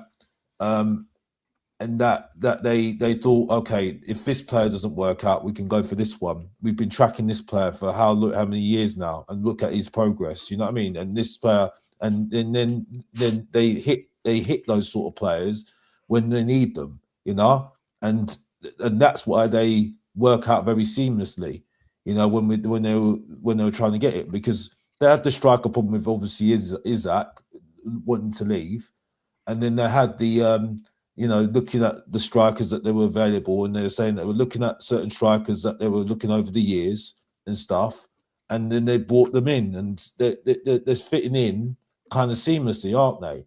You know what I mean? Because of the strategy that they have, and that's it for me. And again, I asked the question. I know people don't agree with me about Xavi Simons. I don't think it's about great players around him. I think it's just having similar players that he had in his previous club to make him feel comfortable and make him understand what his game was, why his game ticked. That's it really for me. But at the same time, I don't think he is a needle mover. No, he isn't. I don't think he's any better than what I'm repeating myself again. I don't think he's better than Kulusevski, what he does, or Maddison, what he does. I don't think he is. He never. I think it's going to be, Alex, it's going to be a little bit of time before we see the very best of Xavi Simons. I think you can say that much at the least. But do you know what all this really boils down to? We are a club without a plan. Well, that's my point. That's relatively my point, Benji. That is relatively my point. Listening, we have got a plan, and we've been saying it for years. Plan and standards. Where are our standards? With Basuma, right? Yep. I go on X and I see good luck to Yves Basuma at AFCON. This guy is blowing up balloons on the regular. Where's our standards? At Arsenal. Just true. At Arsenal, they got rid of Aubameyang for being an absolute, as you guys say in the English culture, donut, right? For being a donut, for disrespecting. That was a fuck up getting rid of Aubameyang, by the way. But they did continuously pay party, by the way. They got rid of Aubameyang, and they said, "Look, you are not upholding the standards at the club. Get gone. You're out." But us, we're keeping players like Yves Basuma, and that kind of trickles down to the players. They're thinking if Yves Basuma is not getting fined, if he's not getting terminated, his contract is not getting terminated. And we're allowing players like Yves Basuma to come to the training pitch, to come to the games, to come to the training ground, and we're still employing Yves Basuma. Then what does that tell the other players? That just tells the players that there's no fucks given at the club. Sam, the fans don't have standards. The fans don't have standards. Our fans accept losing every week. Our fans had an elite manager in Conte, and they turned against him. Our standards are in the money. Do you know what, Benji? Do you know how you know there's not a plan at this club? I can give you evidence. Actual evidence. 3 years ago, I was at the Spurs training ground. Simon Davies, the academy director, said to me, "This is the new philosophy. This is what they're doing. Expect the under-14s in 4 years' time to be the first crop of good players that come through my watch." And I'm having a good chat with him. And then I said to him, "So now you've got all the teams playing the same way. What if the first team doesn't play the same way? What's the point?" He goes, No. That's why they brought in Ange, because he plays on that front foot out of the back. He goes to me, and he was told by the directors of Tottenham, so Levy directly and the board, it was one of the reasons he took the job, because Paratici scouted him to come in. If Ange goes, or when he goes, and you can ask Brian Daigle this, he was with me. And when he goes, rest, mate, please. When he goes, the next manager will be of a similar ilk. So whether it's a De Zerbi or that football type manager. Yeah. Okay. So therefore, the work in the academy doesn't go to shit. Otherwise, it's pointless them all playing the same way. The fact we've hired Frank has already broken the whole point of bringing Davies in and the academy changing. There's evidence there. There's no plan. Because if there was a plan, the next manager we would have brought in after Ange would have been an attacking type manager, a Klopp, something like that. But we haven't. But this is the point I make. So the academy now, all the work they've done for the last 3-4 years, that's why you're not seeing the academy kids playing. This is the point I make, though. It's like it's impossible to say what player really fits what we want and what where we're going with it. You know what I mean? That's why I say at the moment it's. I don't know. I don't know because there's no strategy to what we're going to do. And when a player comes in, a player comes in and they come to Tottenham. When you see what they're doing at the moment, it's not really giving any confidence to say, "Oh yeah, this is a good player right now." You know what I mean? It's like it feels like it's the same thing, and it's like it goes back to what I say when we were having a go at people like Lamela, Moira, Foyth, Bergwijn. You know, we've let go of. There's loads of other players as well in the past that we thought were not good enough. Sissoko. And they're no better than some of those players. They're no better than them. Fellas, can I just ask you can I just ask you very quickly, right? Because I know we're wrapping up fairly soon. Mm-hmm. Do any of you believe we are in the process of changing these ways? No.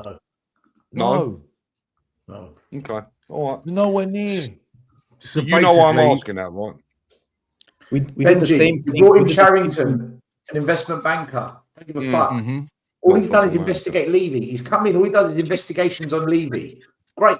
What about the football club, mate? What about the sponsorship deals and getting some money for the same thing with nothing changes until it changes. We did the same thing with Tongi and Dombele. Right? Same thing we've done with Tongi and Dombele. We brought in Vinay. Vinay's a Guna agent. Why is Vinay at the club? Of all the people, you get him. He's a good communicator, Stelios. He's a good communicator, Stelios. That's why he is. Right. He said he's going to build better relationships with the fans. Okay, we get a mural. We're going to get a couple of statues. There you go. No. Joe Lewis's kids are at the club. What the fuck do they know? Oh, but they love Tottenham. And we love So Tottenham. you hear, don't you? So you hear. But will anything come? Paratici, they brought him in to kick him out. Lange is still here. I don't look at this structure and say, yeah, you get it. If they brought in Glenn Hoddle, if they brought in Ralph Ragnick, if they brought in Klopp as manager, if they brought in these kinds of people, I'd say, 1 minute. Whoa, these are some heavyweights. This is some serious football knowledge that's come to the club. Who have we hired that's got proper football knowledge, like real football knowledge? That's a really good point. Johan Lange. Yeah, that's the closest I we've hope got I'm to wrong, knowledge. Benji. I really want to be up, wrong. doesn't it? I don't want to be wrong. I really do want to be wrong. Look at it. I don't get it, man. I just don't get what we're doing again. I don't see it. We just have to wait. Do you think it's that thing of? I mean, I still say we see what happens in January, but we're not going to be able to really see whether the club means business or not until the end of the summer, basically. Yeah, I agree. But with all these new little jobs coming up and loads of little places being taken when it can probably be run by 4 people instead of 10 people, I think the more people you add to it, the more problems it can also add to it as well. Yeah. Yeah. Funny enough, do you know what? In all fairness, that is how it's run in a lot of other clubs. Like the problem with Tottenham over the years is most of the power, funny enough, has been in Daniel Levy's hands. And that's not usually how clubs are run.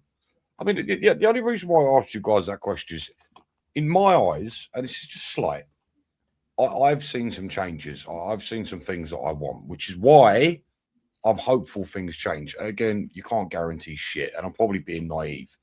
But look, Daniel Levy, well, you can. It's what fucking kills you, right? Daniel Levy. Benji, what have you seen? Benji, what have you seen? I'll explain it. Right. So Daniel Levy was, for me, the head of the snake. I felt that man was a cancer to this club, and I've got no time to speak about that guy. We listen, he was gotten rid of, so that's a huge thing for me. We changed the infrastructure in terms of we spread out the power. We brought in a few people that I think may help. I mean, again, the whole Paratici situation really fucks up my point, but I thought bringing in Paratici was a great idea. I like the way the man does business. The statements that were let out from the club, I mean, you know, the fact that they've identified that we've gone as far as we can financially, we want to focus more on the football. I find it really hard to believe that you would say some of these things and lie to millions of fans. So I'd like to think there is some truth behind it. I don't know. But all I'm saying is I feel like the club has taken steps in the right direction, which is why I'm hopeful, which is why I asked, do we think we're in the process of change? But again, your points are valid and I understand completely. Nothing's changed until it's changed. The answer, you'll get the answer in the next couple of years or the next year or Very so. true. Because Very at true. the moment, like I said, there's nothing to tell me that we're changing at the moment. Yeah. You know what I mean? It'll be the end of next summer. And to be fair, Benji, and I do apologise to Dan. Don't get used to it. That I've had a go at him because he has backed me up. It's done. It's done. No, It's no, cool. but I It's have over. to say it on screen. I have to say it on screen because you've backed me up a lot, and I've seen you in the chat doing it, so I have to do it. It's fine. So don't get used to it though. But the point is though, yeah, it's like this is why I get so frustrated when people are saying to me that I talk a lot of waffle because I have been on the money. Maybe people because I make too long on the point sometimes, but most of the time I've been very right on this at the moment. If I really care about, if I really liked a manager, right, I would really be on it. But honestly, I don't see what is going forward at the moment. I think it's been to do with this hierarchy, not deciding what we are as a club. Are we a club that have a director of football taking charge and coaches, or are we just a chairman, director of football, and then your manager? I don't know. I don't know what sort of structure we are at the moment still. You know? No, and I don't think anybody does. But look, I've got to leave it at that because I've still got some things I've got to do. So thanks for everyone for coming on. Stel, where are we going to catch you again soon? You fucking lemon. Tomorrow, 8 o'clock, the Spurs 5, and then Tuesday, the Spurs corner, 8 o'clock. We're not doing Wednesday because it's this evening. We're going to be doing family stuff. So Monday and Tuesday, 8 p.m. Okay, nice one. And everyone else, thanks for coming on. Sam, good to meet you on here. And just want to say thanks to Super Chats for Ledley, much appreciated, mate. And Jerome, same for you, much appreciated. Mark, thanks a lot, mate. Hope you have a good Christmas as well.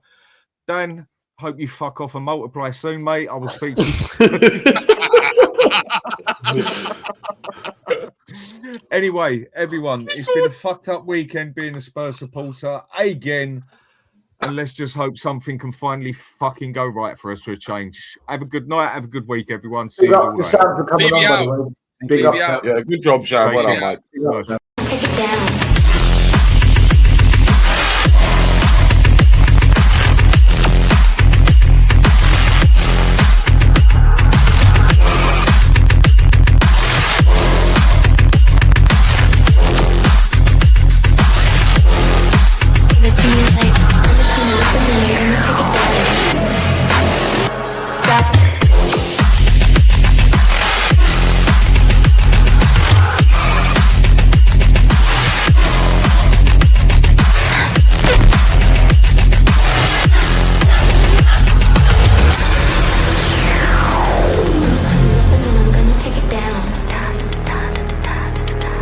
Turn it up and then I'm gonna take it down.